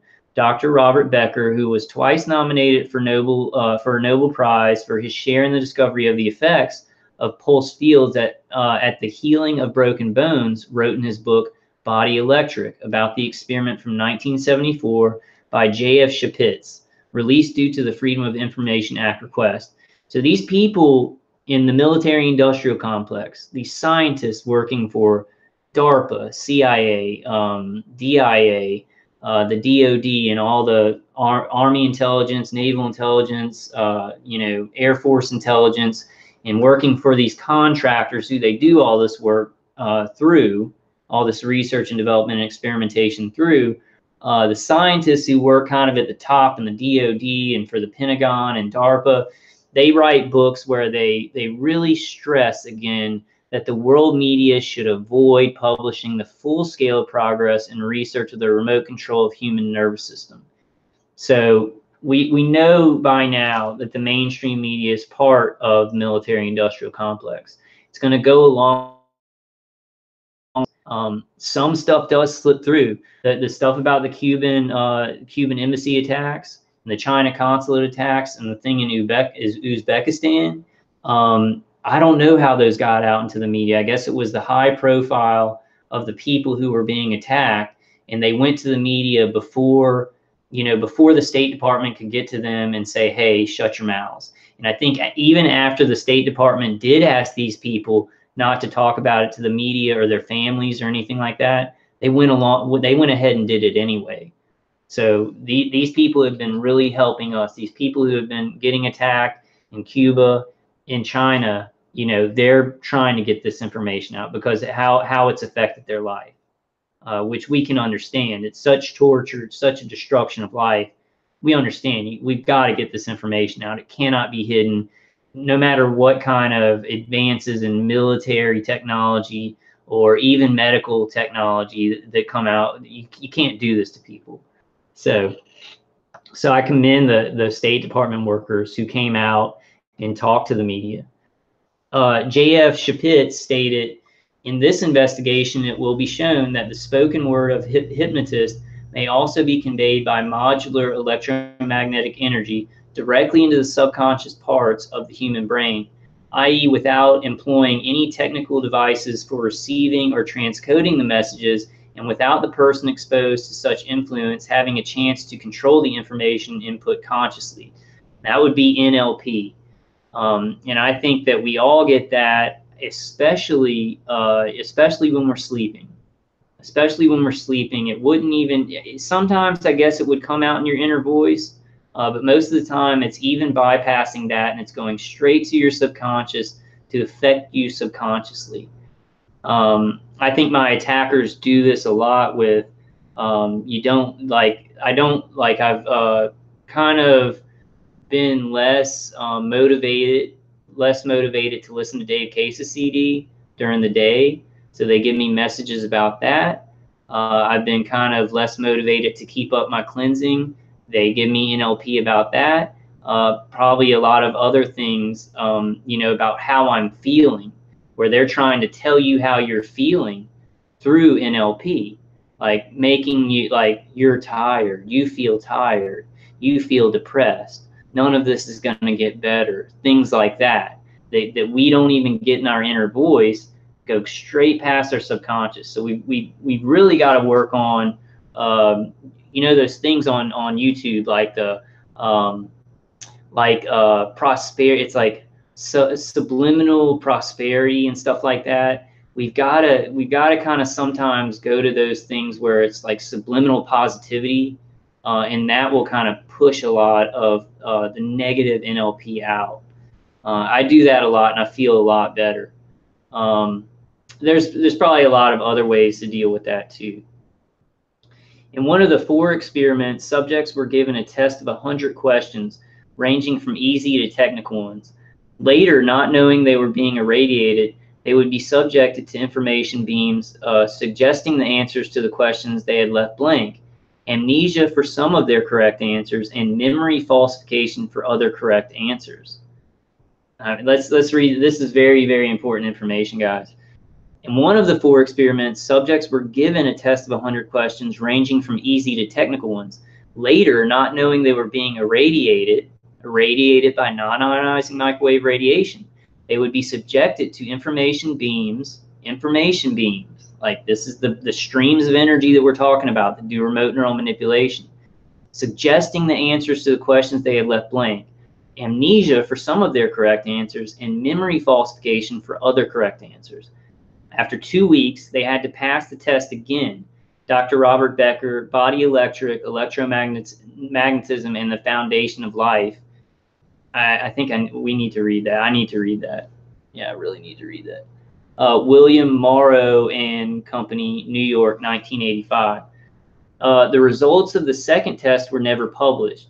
It is rather evident that in those experiments, the messages were sent into human brain in ultrasound frequencies, which the human brain perceives, but of which the subject is unaware. Dr. Robert Becker, due to those publications and his refusal to support the building of the antenna for the communication with submarines in brain frequencies, lost financial support for his research, which meant an end to his scientific career. Wow. Okay, so Dr. Robert Becker, due to those publications and his refusal to support the building of the antenna for the communication with submarines and brain frequencies, lost financial support for his research, which meant an end to his scientific career. Wow. Transmitting human speech into the human brain by means of electromagnetic waves is apparently, for the researchers, one of the most difficult tasks. It must be much easier to control human emotions, which motivate human thinking, decision-making, and actions. People who claim to be victims of experiments with those devices complain, aside of hearing voices of false feelings, including orgasms, as well as of aches of internal organs which the physicians are unable to diagnose. In November 2000, the Committee on Security of the Russian state, Duma, stated that capabilities enabling remote control of the human nervous system or the remote infliction of health impairment are available to many modern governments. So this was the Committee on Security of the Russian state, Duma. Wow. I need to get that and put it out on one of my videos.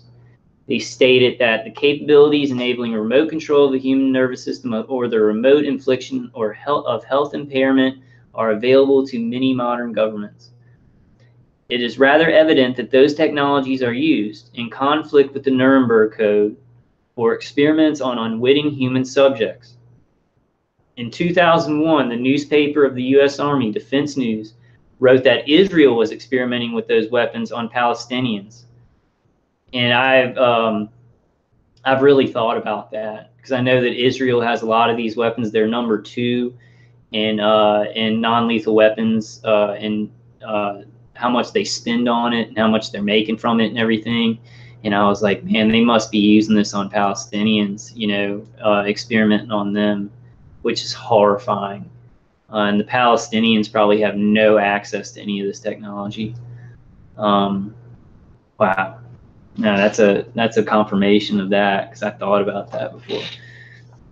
As well, ousted Honduran President Manuel Zelaya, while under siege in Brazilian embassy in Honduras, complained that he had been subjected to an electron bombardment with microwaves, which produces headache and organic destabilization. And The Guardian reported that in October 2008.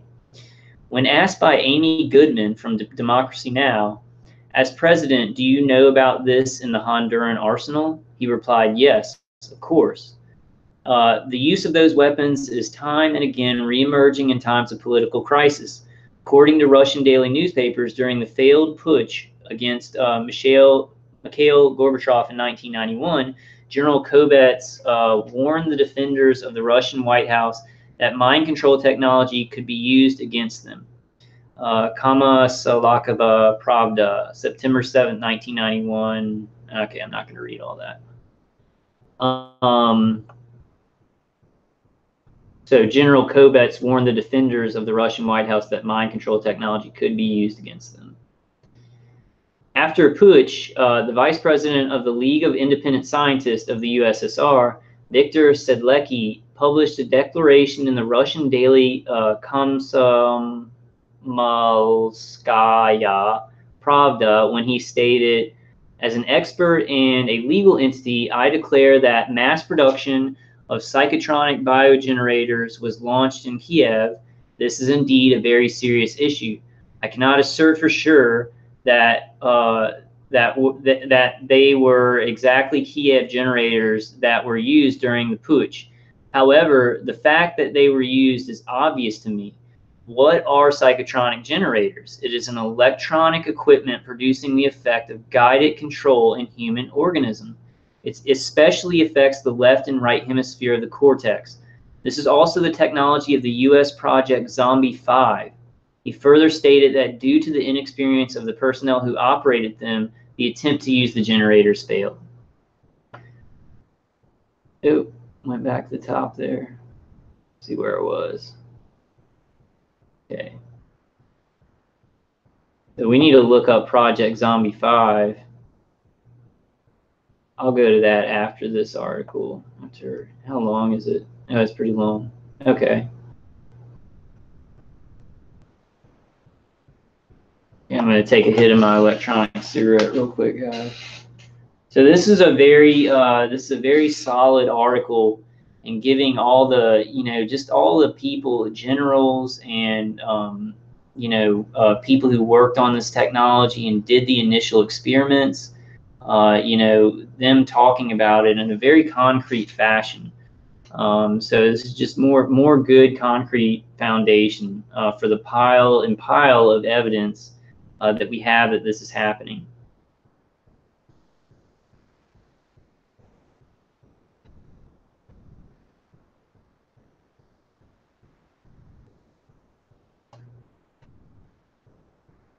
Okay, give me one more second, y'all.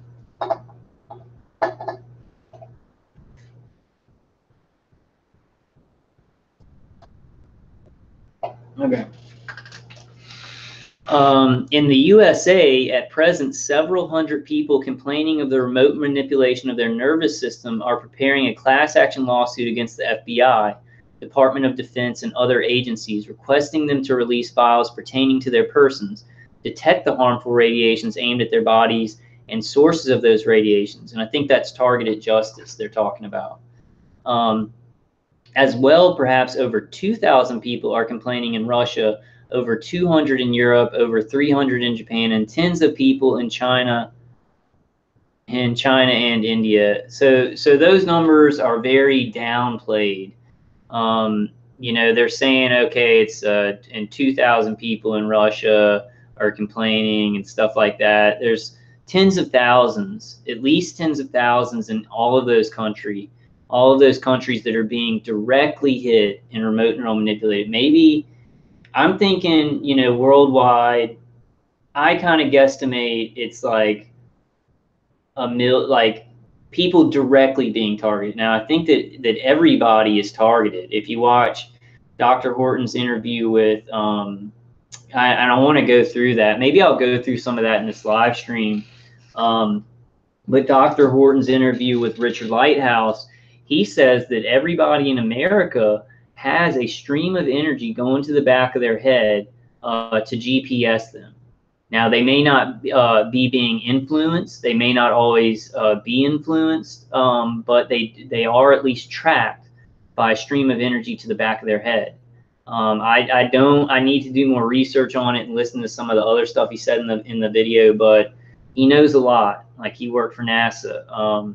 But like the people like us who are being targeted, remote neural manipulated, hardcore, hit with microwaves, tortured every day, directly, targeted all the time, I would say that it's like, millions in the world that are like that, at least, maybe like 1 million, couple 100,000 or something like that, or 2 million, something like that.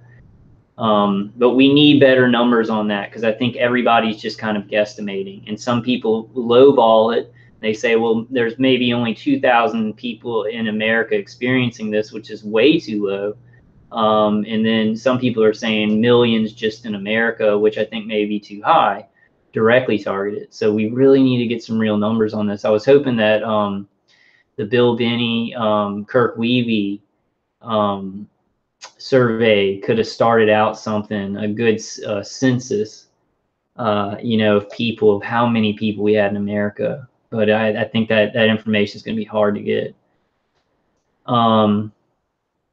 Okay, so Vladimir Lopatin, who was working on Committee on Security of the Russian State Duma and introduced there a bill banning the use of those technologies, admitted in his book Psychotronic Weapon and Security of Russia, Publishing House Synteg Moscow, 1999, that in Russia, experiments on unwitting citizens are carried out. When he wrote, compensation of damages and losses connected with social rehabilitation of persons suffering from destructive informational influence must be realized in legal trial. Excerpts from the book in English. So that's Russian. The Vladimir Lopatin admitted in Duma that these technologies were being used, that they were being used all over Russia on unwitting citizens who did not agree to it, non-consensual human experimentation. It should be understood that most of those people passed through mental hospitals. Vladimir Lopatin visited the USA in 1999 as a chairman of the Military Reform Subcommittee of the USSR Supreme Soviet Committee for Issues of Defense and State Security, and met with Richard Cheney. At that time, he was described as the leader of a new breed of Soviet dissidents. Then he disappeared from top ranks of Russian politicians. Yeah, obviously, he wasn't going to play ball, and he was going to try and do the right thing. So he kind of disappeared. I hope he wasn't killed. I guess I need to learn more about him.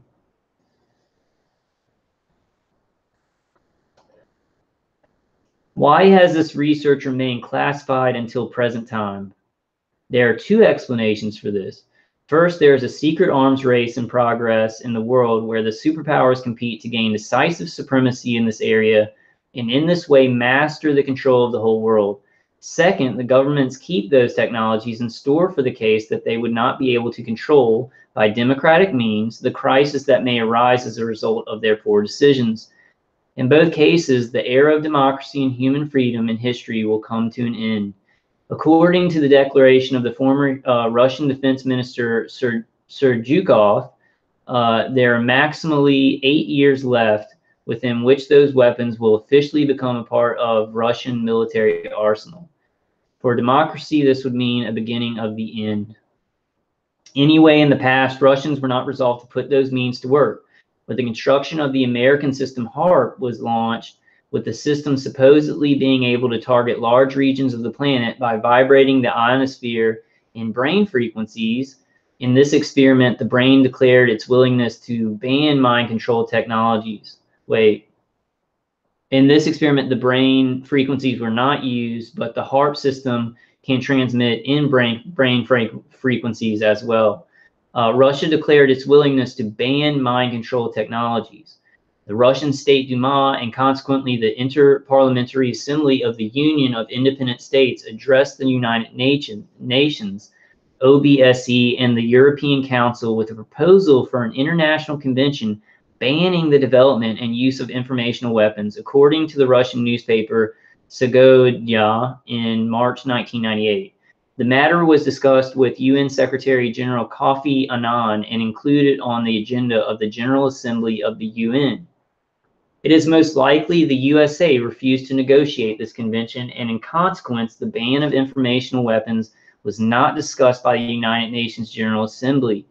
Even in the U.S. Congress appeared a bill proposing the ban of mind control technologies. And I wonder if that was from Dennis Kucinich. I'm going to go. There's a lot of good links in this article, guys, that I'll be going through.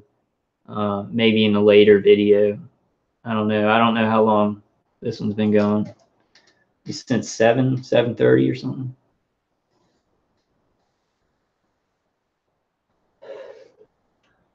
But this was only for a very short period of time.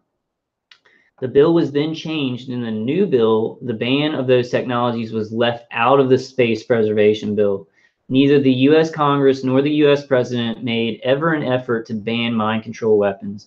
The European Parliament reacted as well to the launch of the HARP system construction when it called in 1999 for the ban of manipulation of human beings. And none of these passed.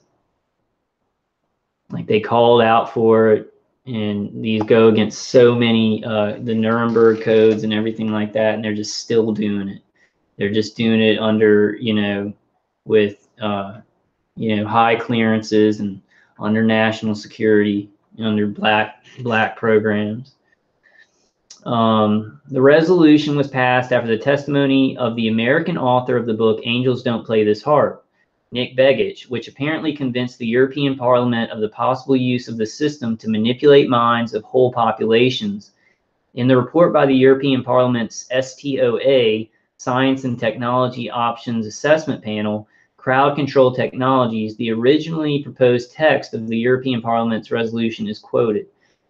There, the European Parliament calls for an international convention and global ban on all research and development, whether civilian or military, which seeks to apply knowledge of the chemical, electrical, sound vibration, or other functioning of the human brain to the development of weapons which might enable any form of manipulation of human beings, including a ban on any actual or possible deployment, stressed by the author of this article, of such systems.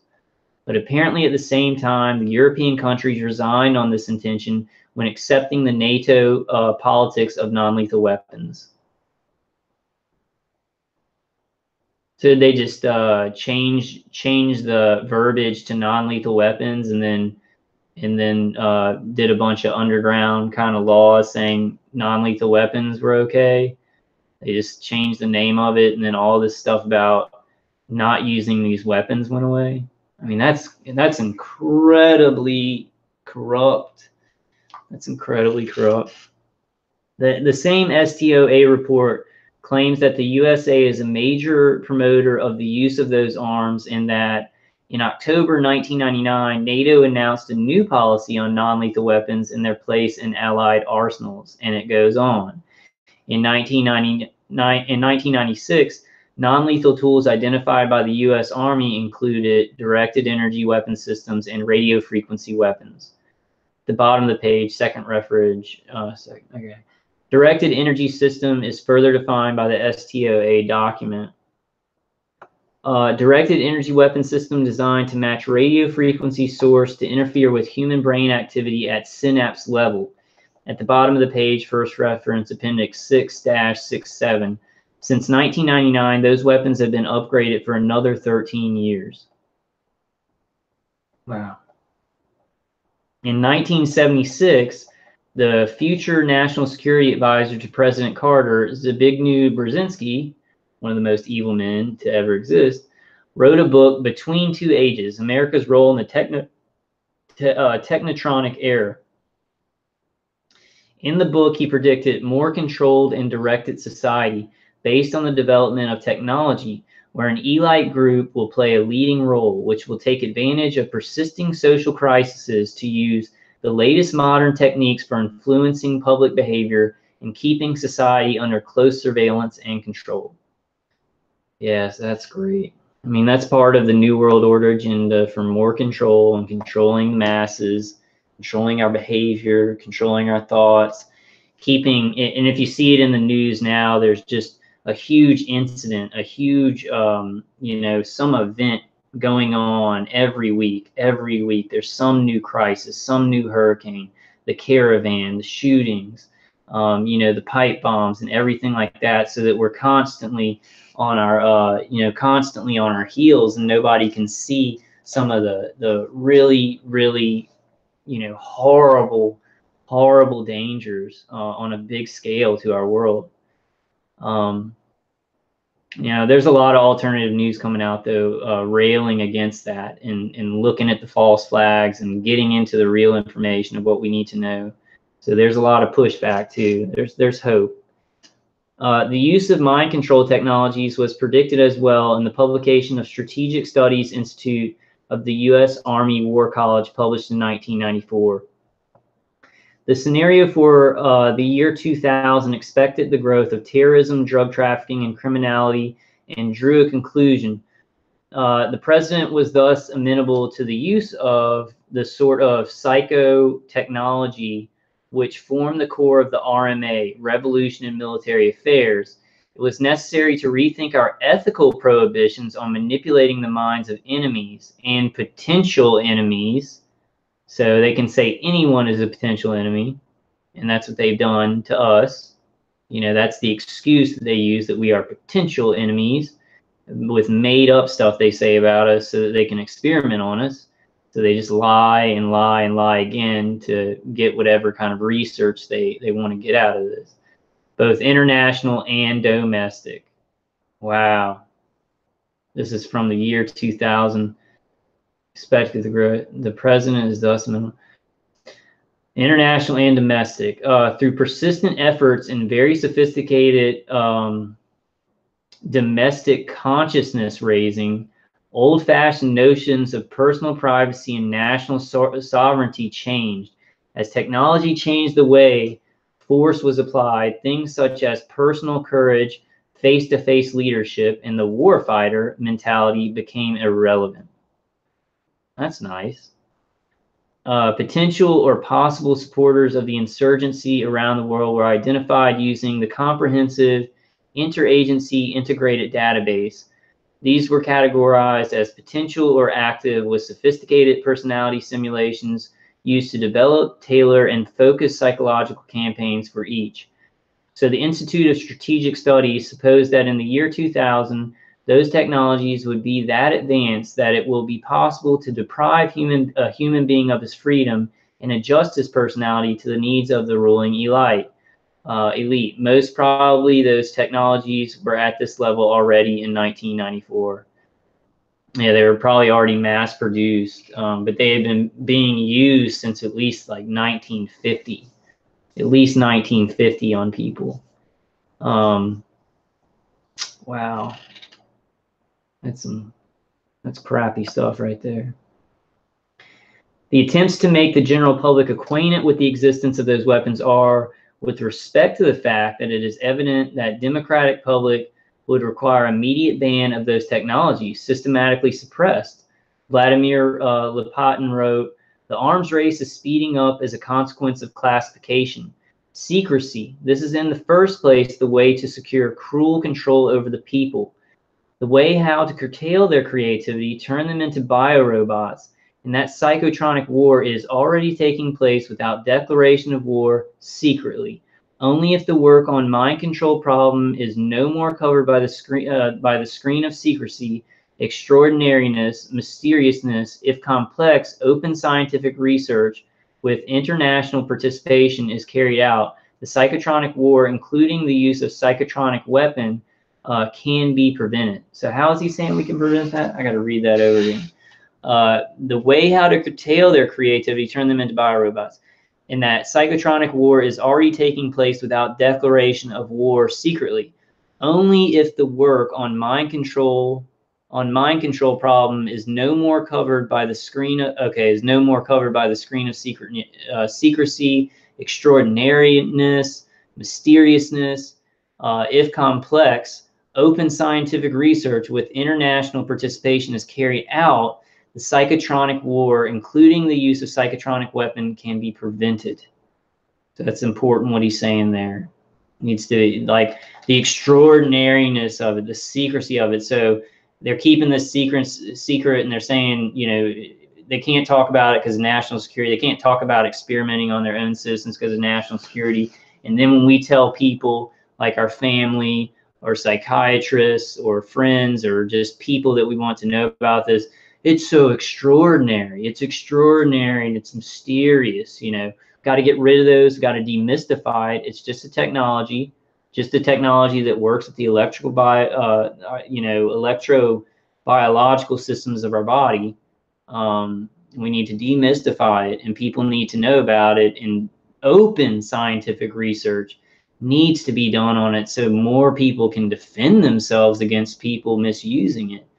And I think those things are going to come along more and more. I think we're going to see more and more resistance to this. I just hope it won't be too late, and I don't think it will be too late. I don't think it's ever too late. I don't think it's ever too late. I think that people will come around. We'll see changes, maybe not the end of this program in a couple of years, but we'll have way better means of defense. More open scientists will be looking into it and giving, you know, documented proof that it exists and it's being used on us. Things that people can't just say, oh, well, that's, you know, mental illness. Those things are in the works. They're happening right now. So we got to keep our eye on that positivity, that those things are coming out right now. Scientists are talking about this stuff being used on citizens. The article, Informationi, man, I cannot read foreign languages very well.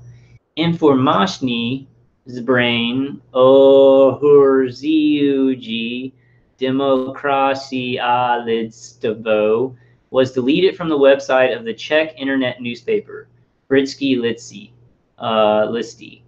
The sharing of the original web address of the English version of the same article, Means of Information War Threaten Democracy and Mankind, is blocked on Facebook, and in a similar article was deleted from the webpage of the Australian magazine New Dawn.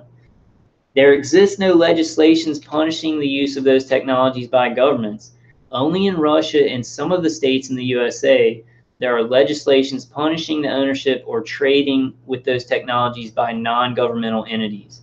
For example, in the state of Michigan, the sentence for this crime is equal to the sentence for ownership or trading with weapons of mass destruction. And we need more of that. We need more of that. We need them to, you know, basically arrest these contractors for treason because they're murdering American citizens, and then that would be, it'd be fixed. The readers who will be reached by this article and prefer democratic political system would help its preservation if they forwarded the article to their friends, and I will, forwarding it through this video.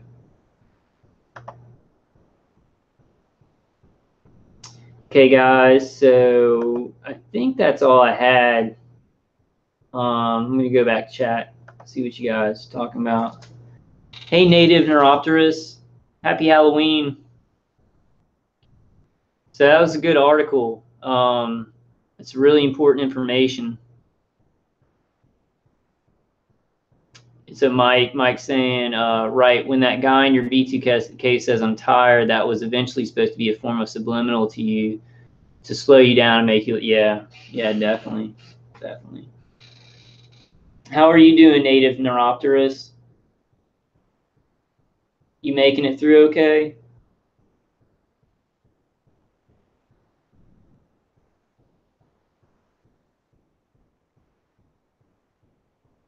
Yeah, Cody Barksdale, my last video, he says, I saw on the news yesterday morning where the people that were attacking at the embassy were complaining to the FBI about being followed and further attacked. They were being followed back in the United States, and their homes were being broken into, and things were being moved around. Things were being, vandalized and stuff like that. Yeah, guys, let me see if I have anything else that I wanted to go through. I think those were the main things. I already went through that article. Do that.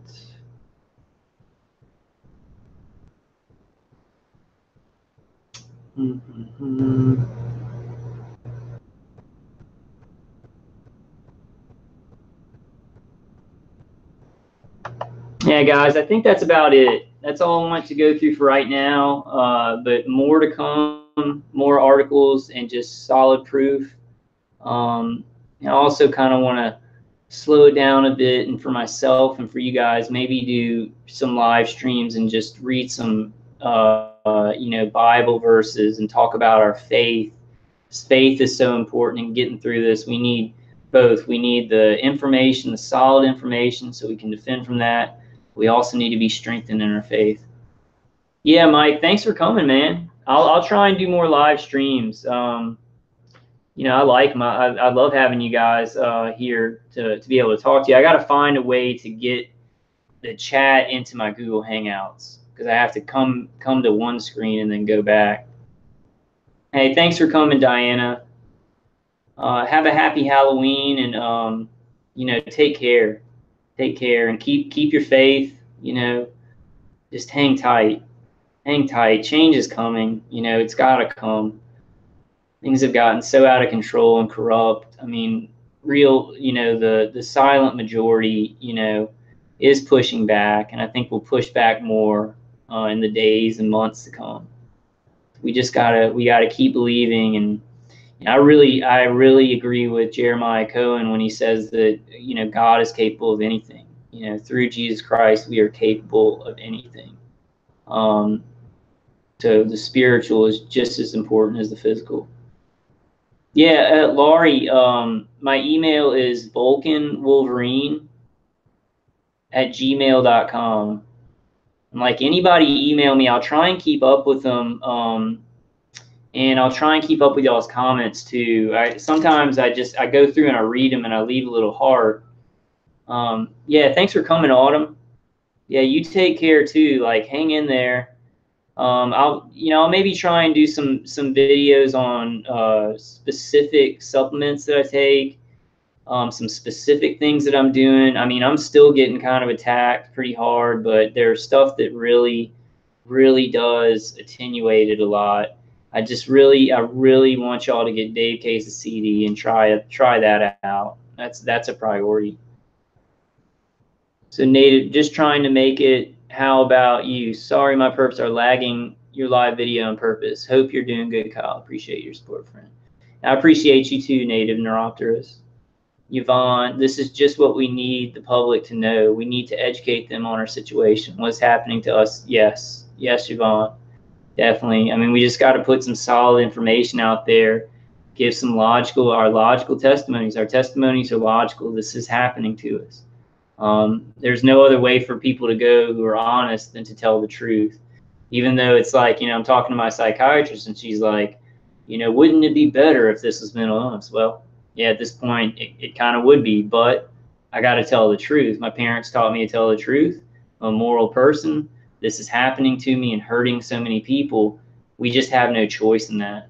So that's kind of I think that's something perceptually that the TIs need to deal with. So I think we're conditioned by society to feel crazy about this. Me too. Like, it's almost something you can't get around, even the strongest willed people, because so many people are ignoring it, denying it, even participating in it. You feel like, well, if I speak out about this, people are going to think I'm crazy, even though it's happening. Oh my God, that's so complicated. But the bottom line is, it's what's really happening. So people can say anything they want about it, but we have to do what's right. We have to do what's right, try and save as many of each other as we can, and make our own lives better. And we got to believe that, Jesus Christ can do amazing things through us. And I totally believe that. Totally believe that.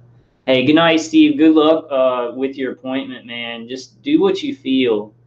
You know, do what's in your heart there. Yeah,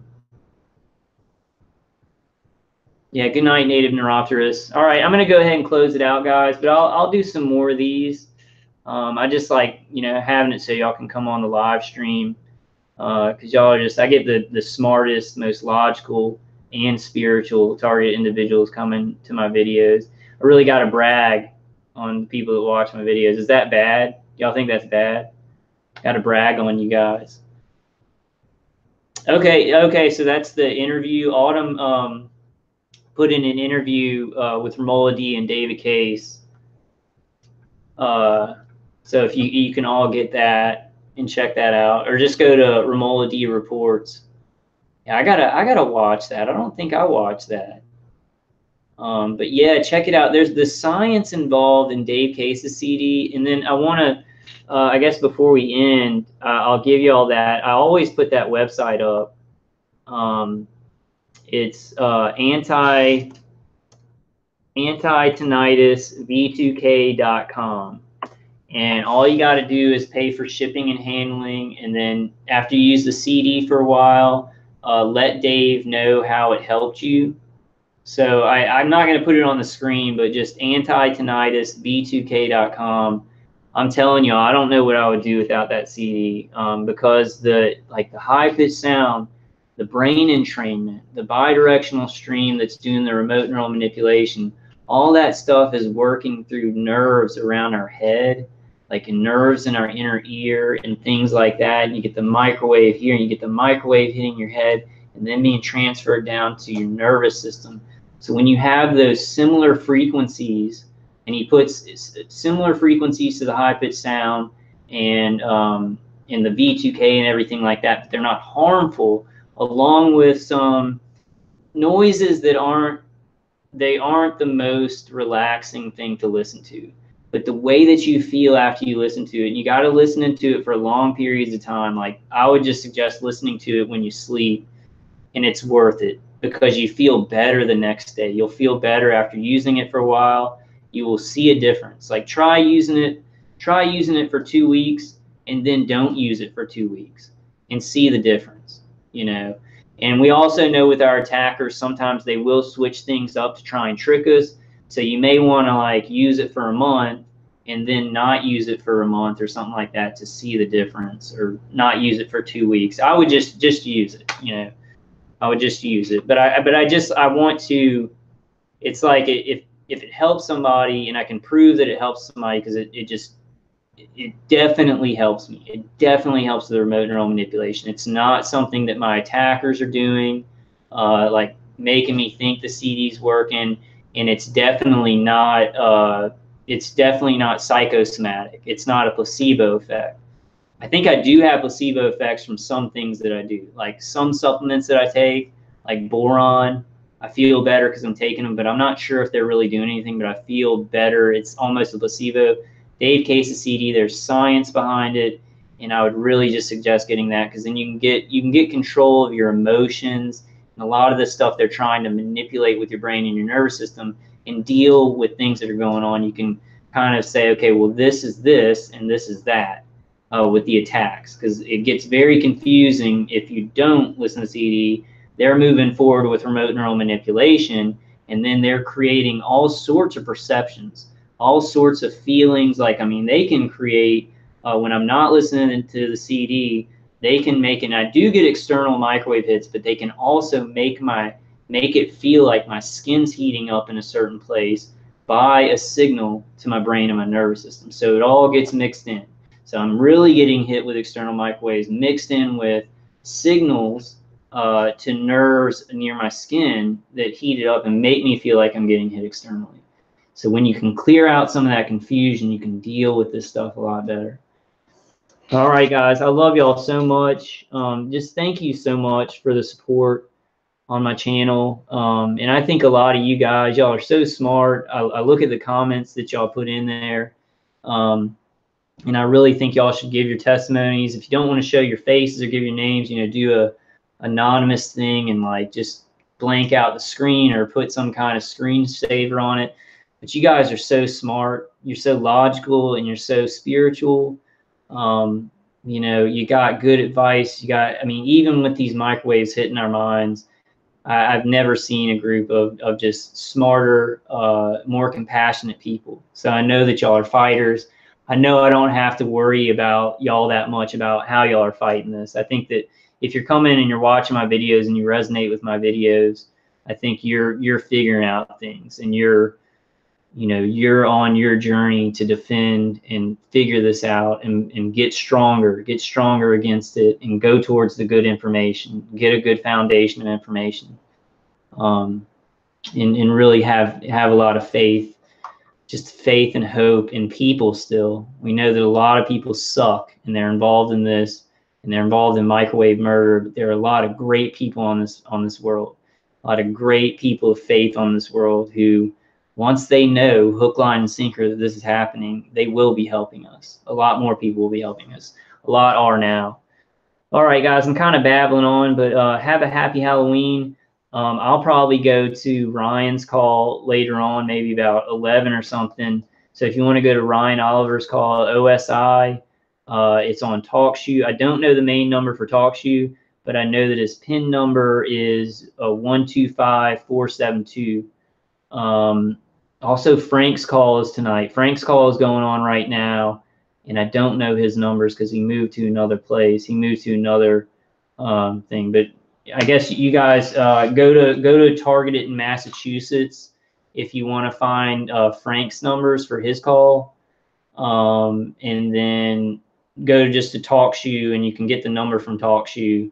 Just go to the website and then just type in the PIN code 125472 for Ryan's call. All right, guys. Well, I'll be making another video, shortly. I'll be looking for some more important articles and things like that, and just things that I think of. Just thank y'all for y'all's support. Have a happy and safe Halloween, and hang in there. Just hang in there. We got to hang on for just a little longer. I know it's been so long.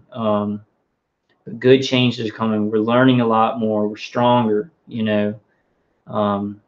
The torture's getting worse for me, but I'm stronger spiritually, so that's what's important. All right, I love you guys, and I will see you on the next one.